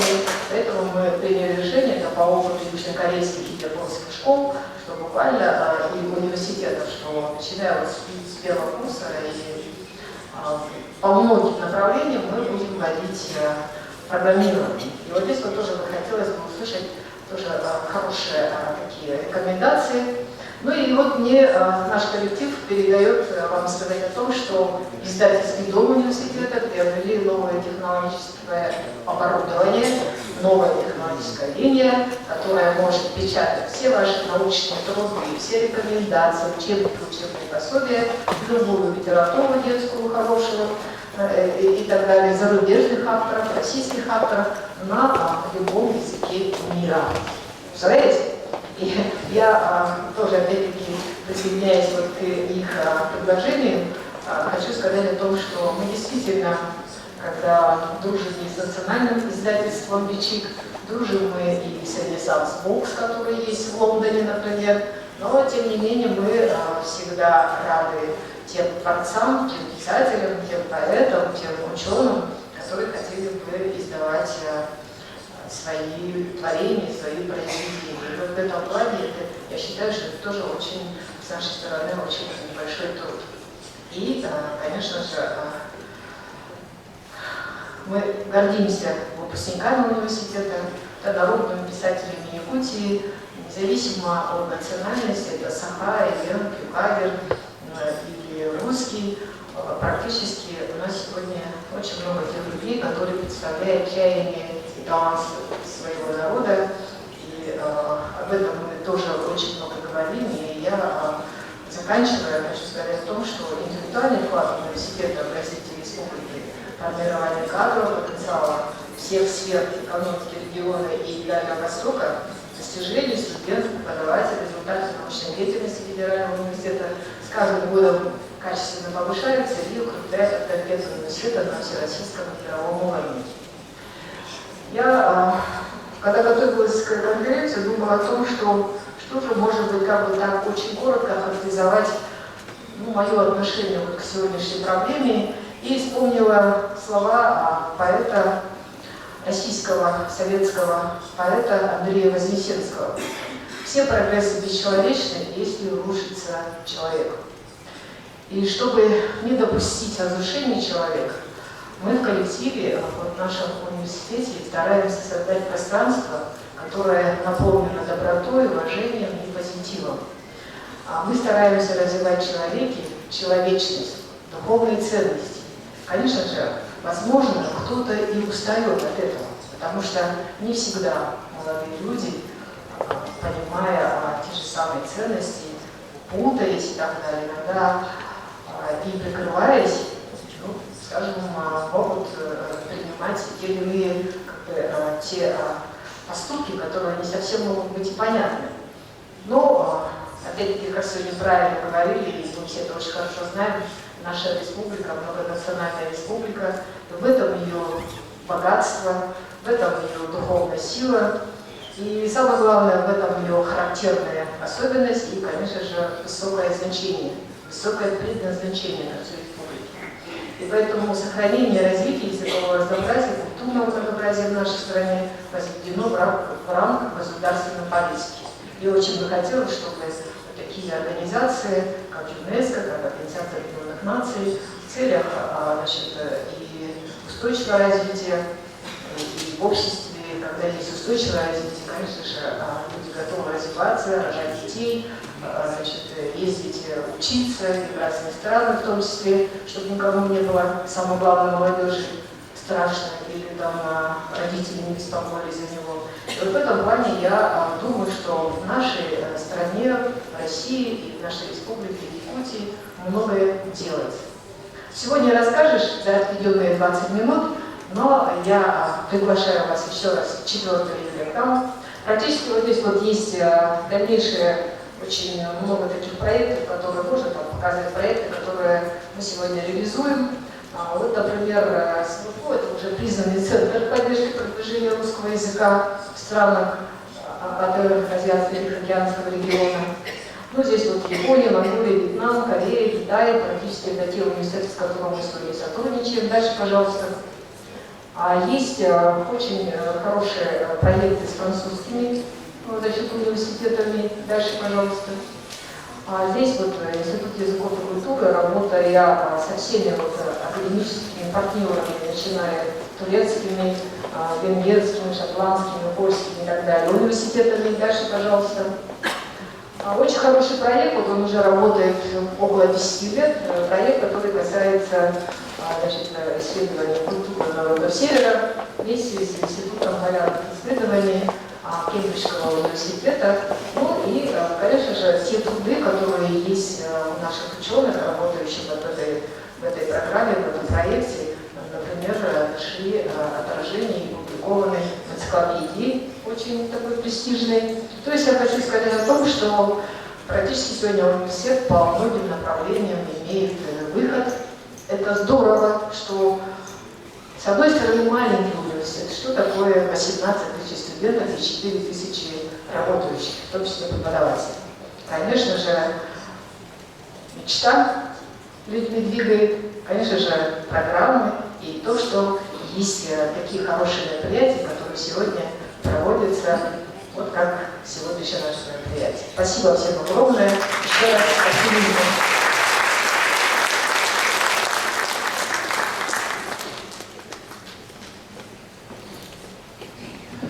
Спасибо, Евгения Савина, за рассказ об университете.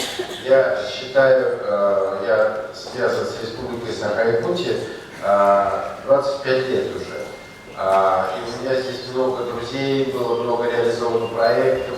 Я видел, как строились здесь театры, музеи, библиотеки, институты, научно-исследовательские институты учебные. Но я считаю, что главным завоеванием республики за эти 20 последних лет это, конечно, превращение маленького университета в огромный университет всероссийского и даже, так сказать, не побоюсь сказать, во многих отношениях мирового значения. И вас ожидает, правда, очень интересная, так сказать, экскурсия по университету 4 июля.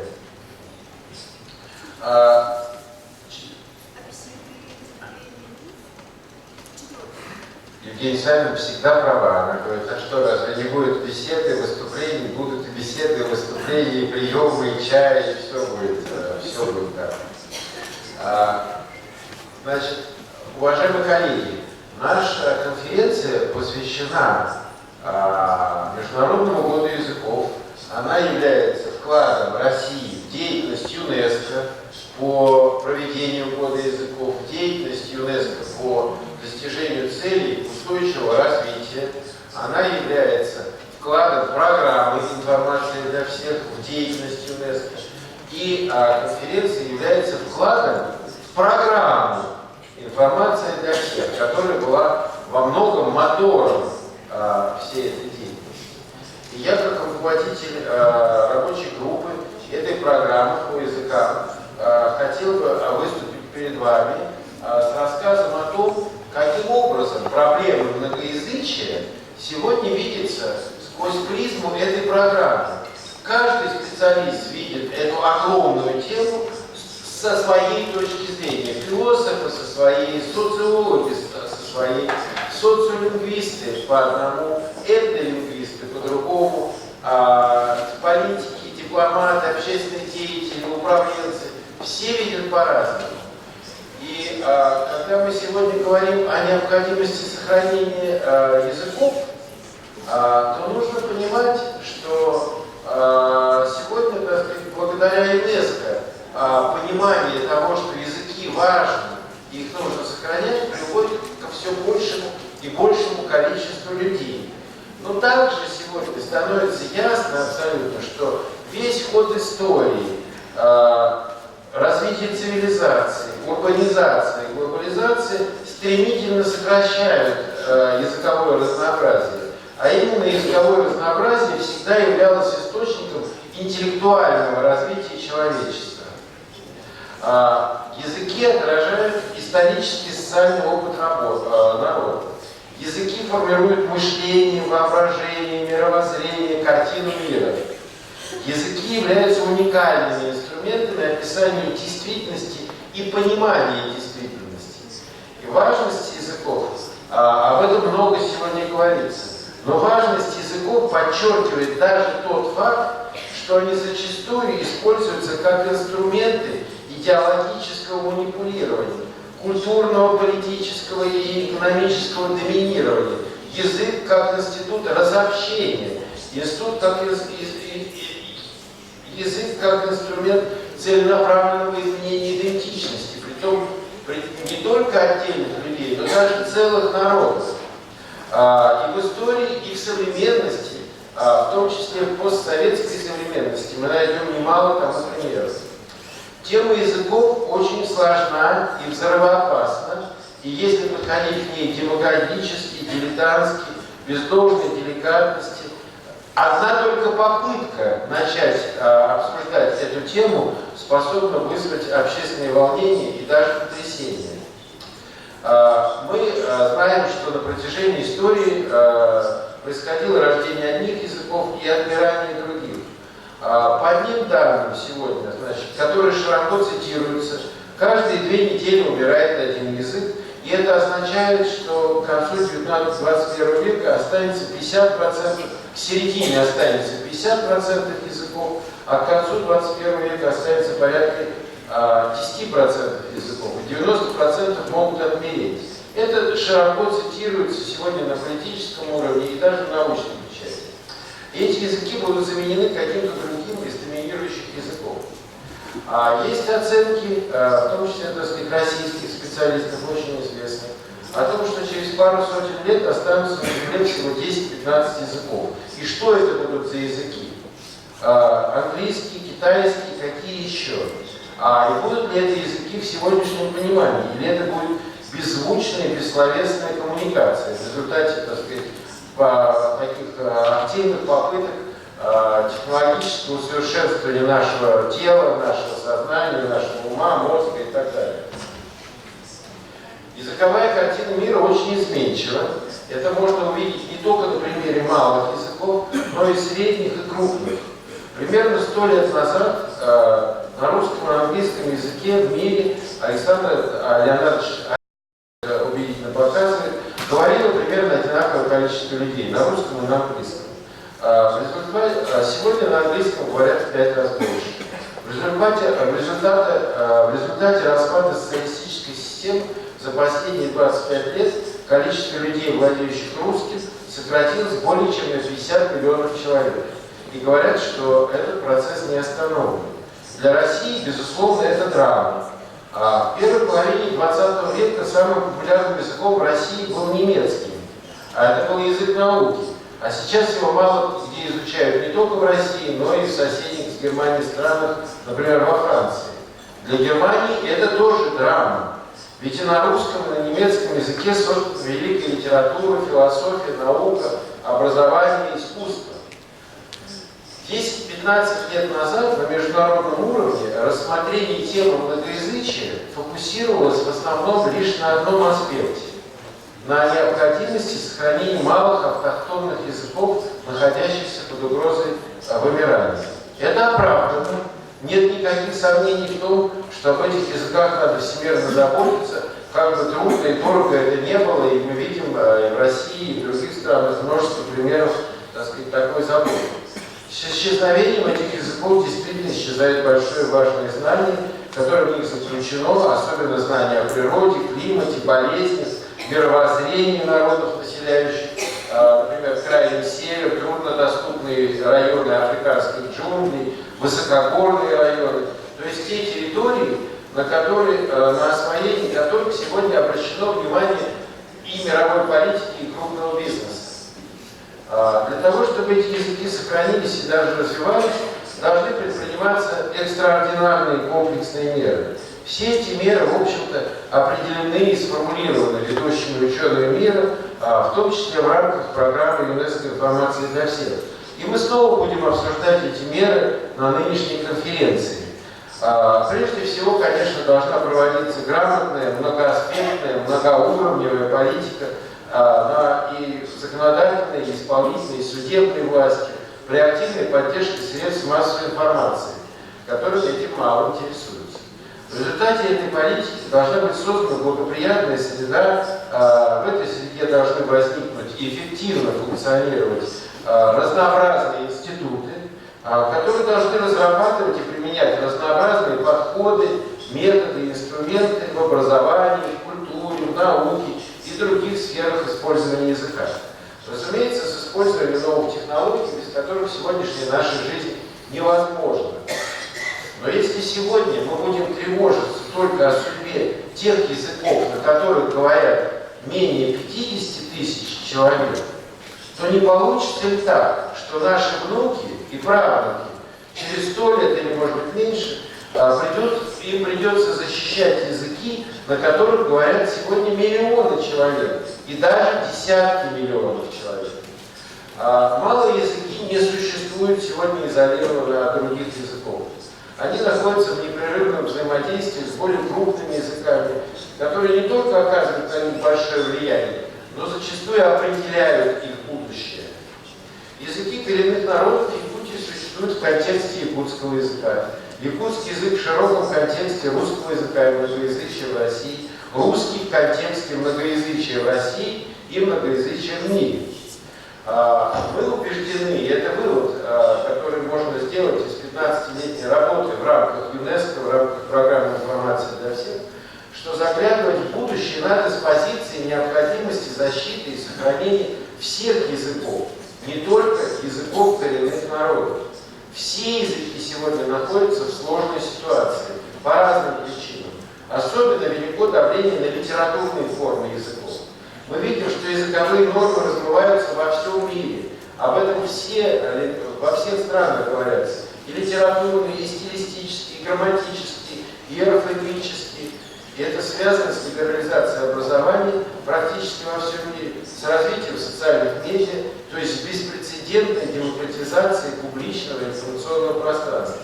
Возникла принципиально новая информационная среда, где нет авторитетов, где норм и пределов, нет норм и пределов самовыражения, и где умные, образованные и владеющие нормами языка люди сосуществуют наравне с неумными, необразованными, не владеющими нормами языка, то есть безграмотными. Программа «Информация для всех» — это единственная программа в мире, которая изучает проблемы сохранения и развития языкового разнообразия в киберпространстве не изолированно, а во взаимосвязи с другими актуальными проблемами глобального информационного общества, такими как доступность информации, сохранение информации, медийная информационная грамотность, информация для развития, информационная этика и другие.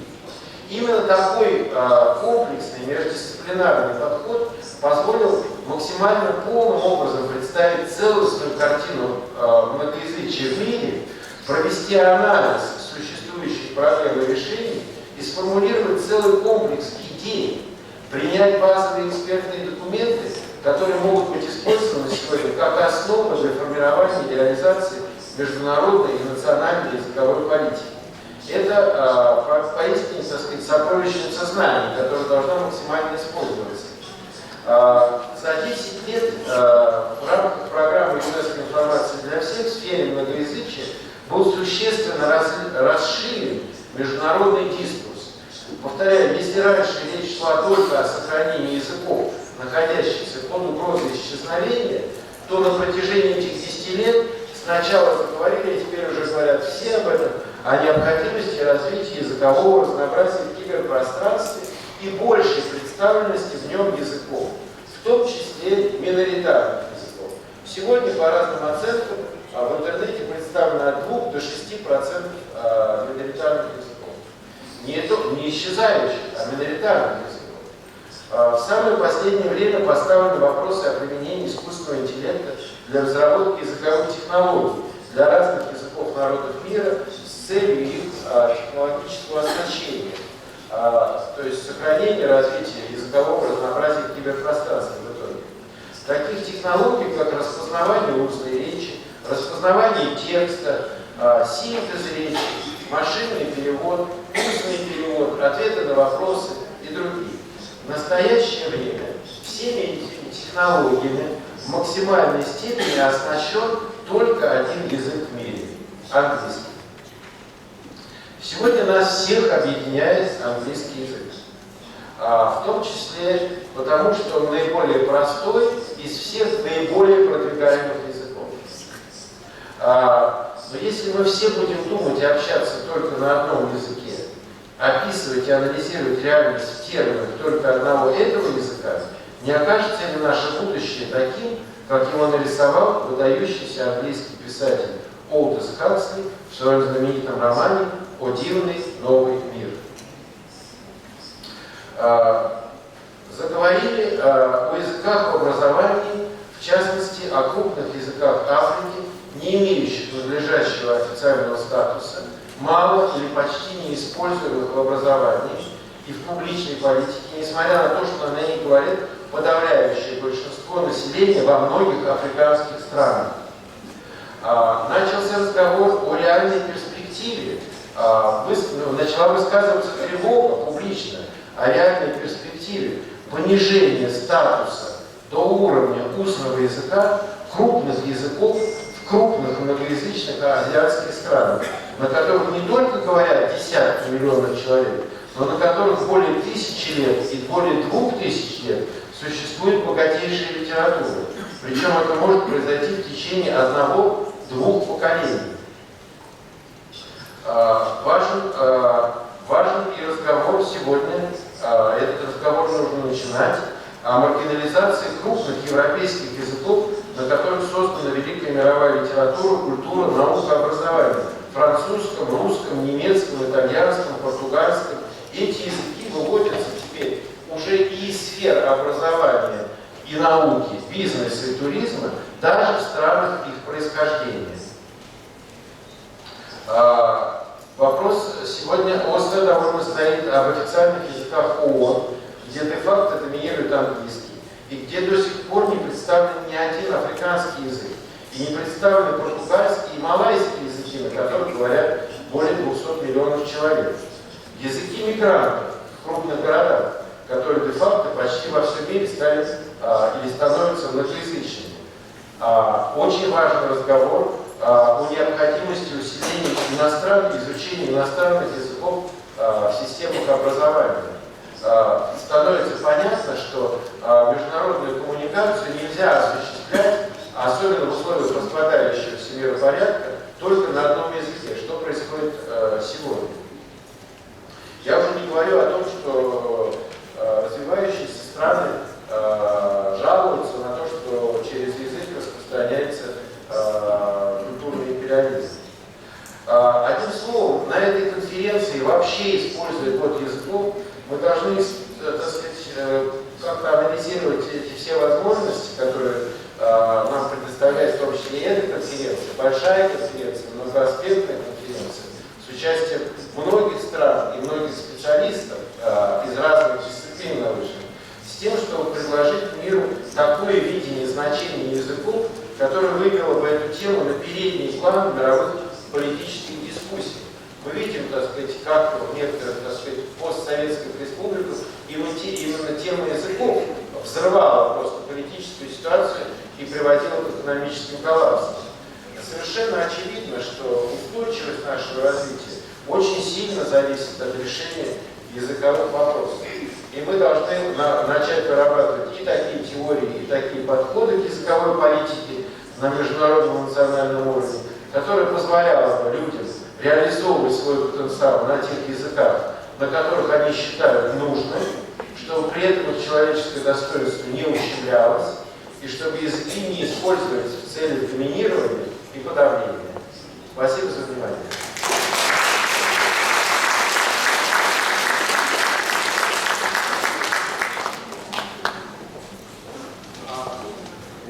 И последний доклад на сегодняшнем пленарном заседании сделает уважаемый наш бразильский коллега, профессор Федерального университета Флорианополиса, Санта-Катарина во Флорианополисе в Бразилии и заведующий недавно учрежденной кафедрой языковая политика во имя языкового разнообразия. Жилвар Оливейра. Мюллер де Оливейра.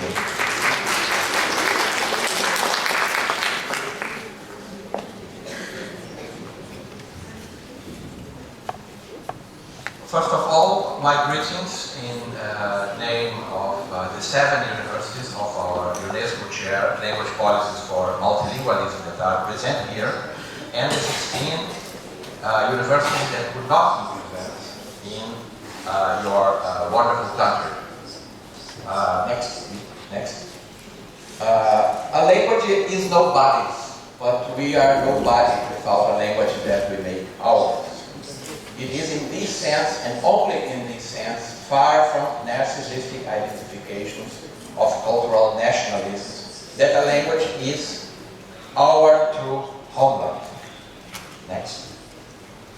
To say that a language can be my mother language is to establish immediately the interpretation that a language can be a territory.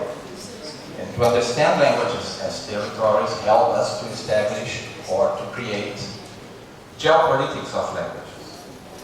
Many of the authorities that spoke here brought connections from languages with geopolitical questions. And if we take, for example, the Calvi Barometer of Languages,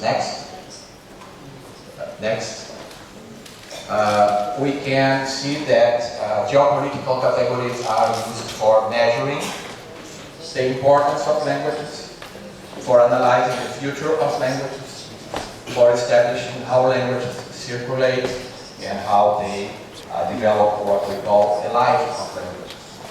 Number of speakers, entropy. Entropy means the dispersion of languages in the world, in how many countries, in how many continents one language is spoken.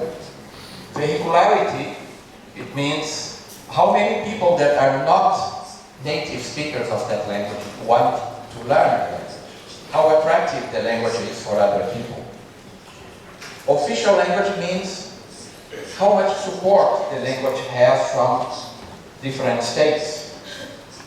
International literary awards can establish the prestige that a language has, and so the attractiveness of that language for speakers of other languages. Articles on Wikipedia help to understand what about the literacy of the speakers. Do they have capacity of writing entries for an encyclopedia? What's not a banal effort. Human Development Index that help to understand if the community is very poor and has many problems to stay in front of hunger and other difficulties, or if the community can stand for a better life, honorable life. Fertility rate indicates what about the future of that language, how many speakers it will have in 100 years. And internet penetration rate means at the same time, means many things, means how technological supported the language is, means how is the literacy of the speakers. But I want to stress only 2 points: language and for translation, and internet and language source for translation. Next. If we take the Index Translatorium from UNESCO, we have the data from all translations of books from all languages to all languages since 1954.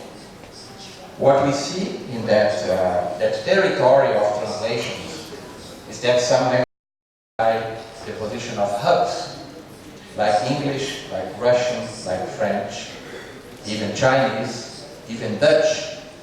And other languages are much less hubs for opening access for speakers of other languages. If you see the case of Russian, you see that speakers of many other languages depended on Russian to have access to important knowledge that was produced in other languages of the world. That map and that territory of translations help us to understand that importance of geopolitics of language. Next. James Court defined geopolitics as realities and mentalities of localities. He says geopolitics starts with the map, but does not end with the map. Next. Not only the life of language is dependent on the factors, but languages were and are used in in geopolitical projects, in big geopolitical projects. And they produce languages ideologies. We all see our linguistic problems with the lens of that linguistic ideologies. Next. The language ideologies are beliefs that speakers have about language and the larger social and cultural systems they are a part of. Next. That make possible that we take the linguistic science since the 19th century and establish that we may have three different linguistics: historical linguistics, systemic linguistics, and resource linguistics. And it makes possible to establish an alignment between types of linguistics and ideologies that were developed in the last 200 years, in one hand, the efforts that the states made in language policies in the 20th century, as I will explain, and finally, three orientations in language planning: language as problem, language as right, and language as a resource. Next. Historical linguistics were mainly a German effort connected to Romanticism ideologies. Systemic linguistics were developed mainly in English-speaking spaces and in French, in France, for example. And resource linguistics is much more disseminated on different linguistic communities in China, in Japan, in many different continents. So we have here a difference in the development of that linguistics in the world. Next. This historical linguistics was responsible for individualizing languages. It means that idea that we have very well and clear separated languages was mainly developed at that kind of linguistics. At the same time, they produced a comprehension that there are better and worse languages, that there are languages and there are dialects. So we have here a theoretical justification for inequalities from the point of view of linguistics. Next. In the systemic linguistics in the 20th century, they continue to see languages as discrete phenomena. They try to look at languages as a closed system of symbolic relations, unrelated to history, to culture, to politics. But they assume languages are in the hands of perfect native speakers and privilege the mother tongue and monolingualism to the detriment of second languages and multilingualism. The main motivation was to construct a rigorous science of languages. But systemic linguistics brought a positive point to it asserts there are no better and worse languages. All languages are the same from the point of view of the structure. And that opened the gate for 20th century understanding of linguistic rights that was important from these linguistics. Next. Next. Finally, what we are calling resource linguistics inherit the concept of discrete languages, but gives less attention to the concept of perfect native speaker. It has been more impacted by multilingualism and strongly focused the problems of linguistic communities. So users of language become more and more important for that. It has been more able to deal with the flows that today characterize the life of languages. Of course, we are in a moment of transition. Many people in the linguistic community work with the 20th century systemic linguistics. And so the challenges that the communities have forward that must be superated need the help of linguists that are still working with more systemic linguistics. Next.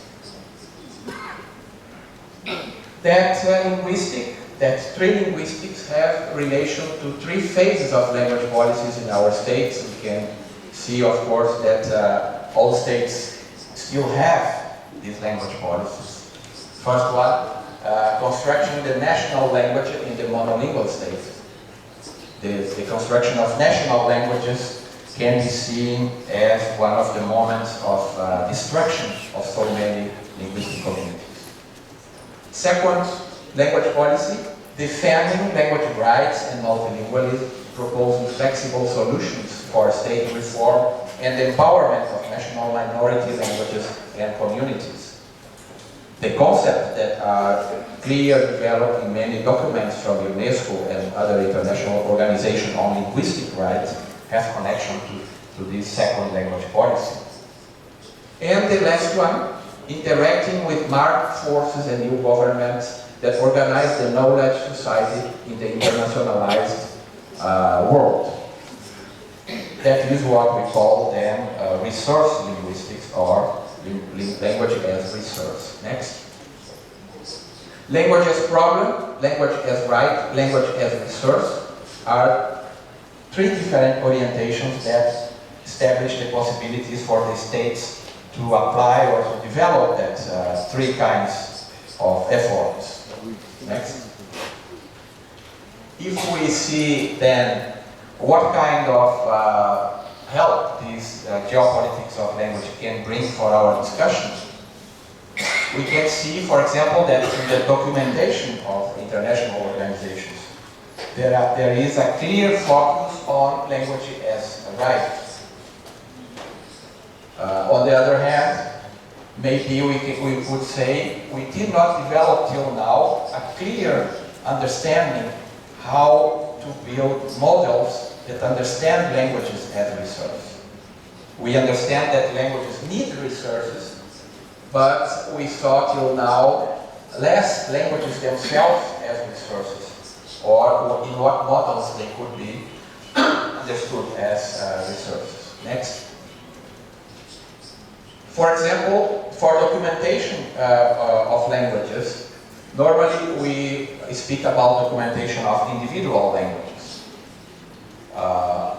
because of that of the trend of seeing languages as well separated and individualized units. But on the other hand, we are moving from to a linguistic more related to repertoires of languages. Because people use 2 or 3 languages during the life. Most of the countries and people are multilingual. Languages are not only their homelands, but languages are also streets and roads that they use to connect with other communities and other cultures. In that sense, what means to see more repertoires than language? Means to establish some kinds of alliances between languages. Next. And for that, the common frameworks of reference for languages is a very important contemporary tool. A common frame of reference means we do not prepare tools or resources for one language, but we prepare one resource that can be shared among many languages. Next. Not because the cost of producing that tools is lower, and so we can use the resources to develop more tools for more languages, but because to legitimize one language is easier if you legitimize a set of languages inside of that language is represented, like Europeans did with the common European framework for languages.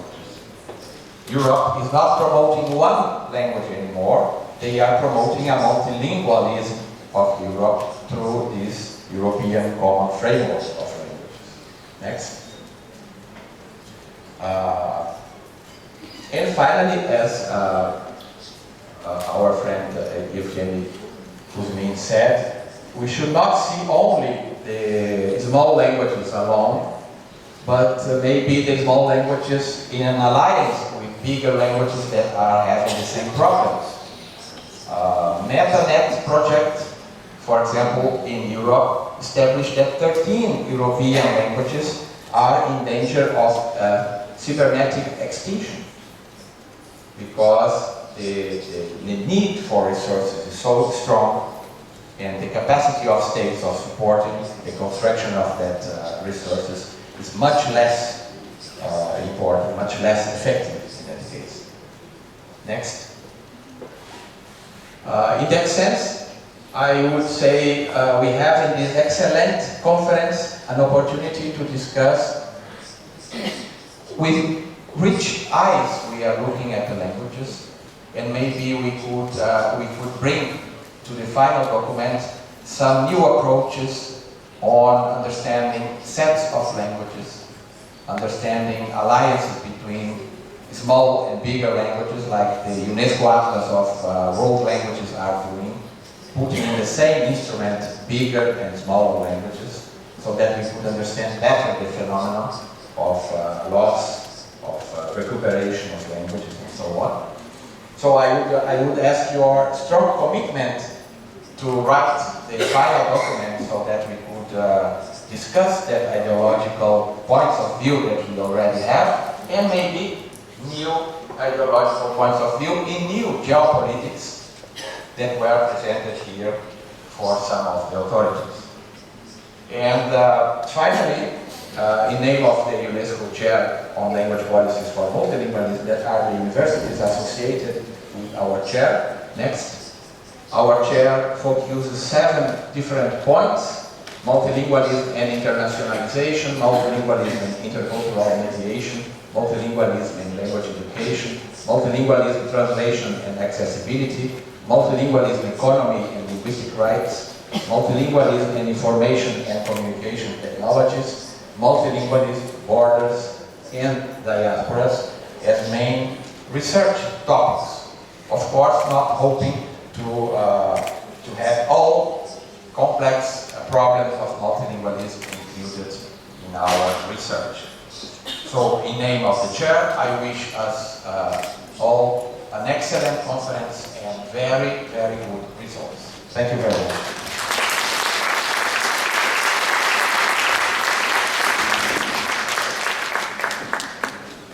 Спасибо, Журман, за замечательный доклад, показывающий, насколько масштабные проблемы стоят в языковой сфере. И вопрос, конечно, кто эти проблемы будет решать, кто их будет поднимать, кто их будет продвигать, в том числе, в какой степени традиционные лингвисты могут совладать с этими проблемами широкого политического, философского, социологического и антропологического плана. Сегодня это был уже последний доклад на данном пленарном заседании. Перед тем, как его завершить, я хотел бы сделать объявление. Вы знаете, что конференция должна закончиться итоговым документом. Как принято, все конференции под шапкой программы ЮНЕСКО «Информация для всех» заканчивались принятием и разработкой серьезных документов. Обычно эта технология такая, что все участники конференции подают предложения, в итоговый документ, содержащие отражение их мыслей о том, что они считают самым необходимым сегодня для включения в этот итоговый документ.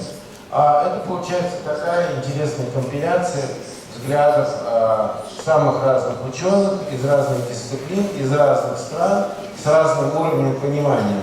В итоге получается действительно документ международный, отражающий не точку зрения кого-то, одного из хороших специалистов, или точку зрения какой-то одной страны, или взгляд на один какой-то язык, а получается широкий идеологический, если угодно, документ, типа Якутской декларации 2014 года или Ханты-Мансийской декларации 2017 года, или там, не знаю, Ельской прокламации прошлого года, которая в Китае была.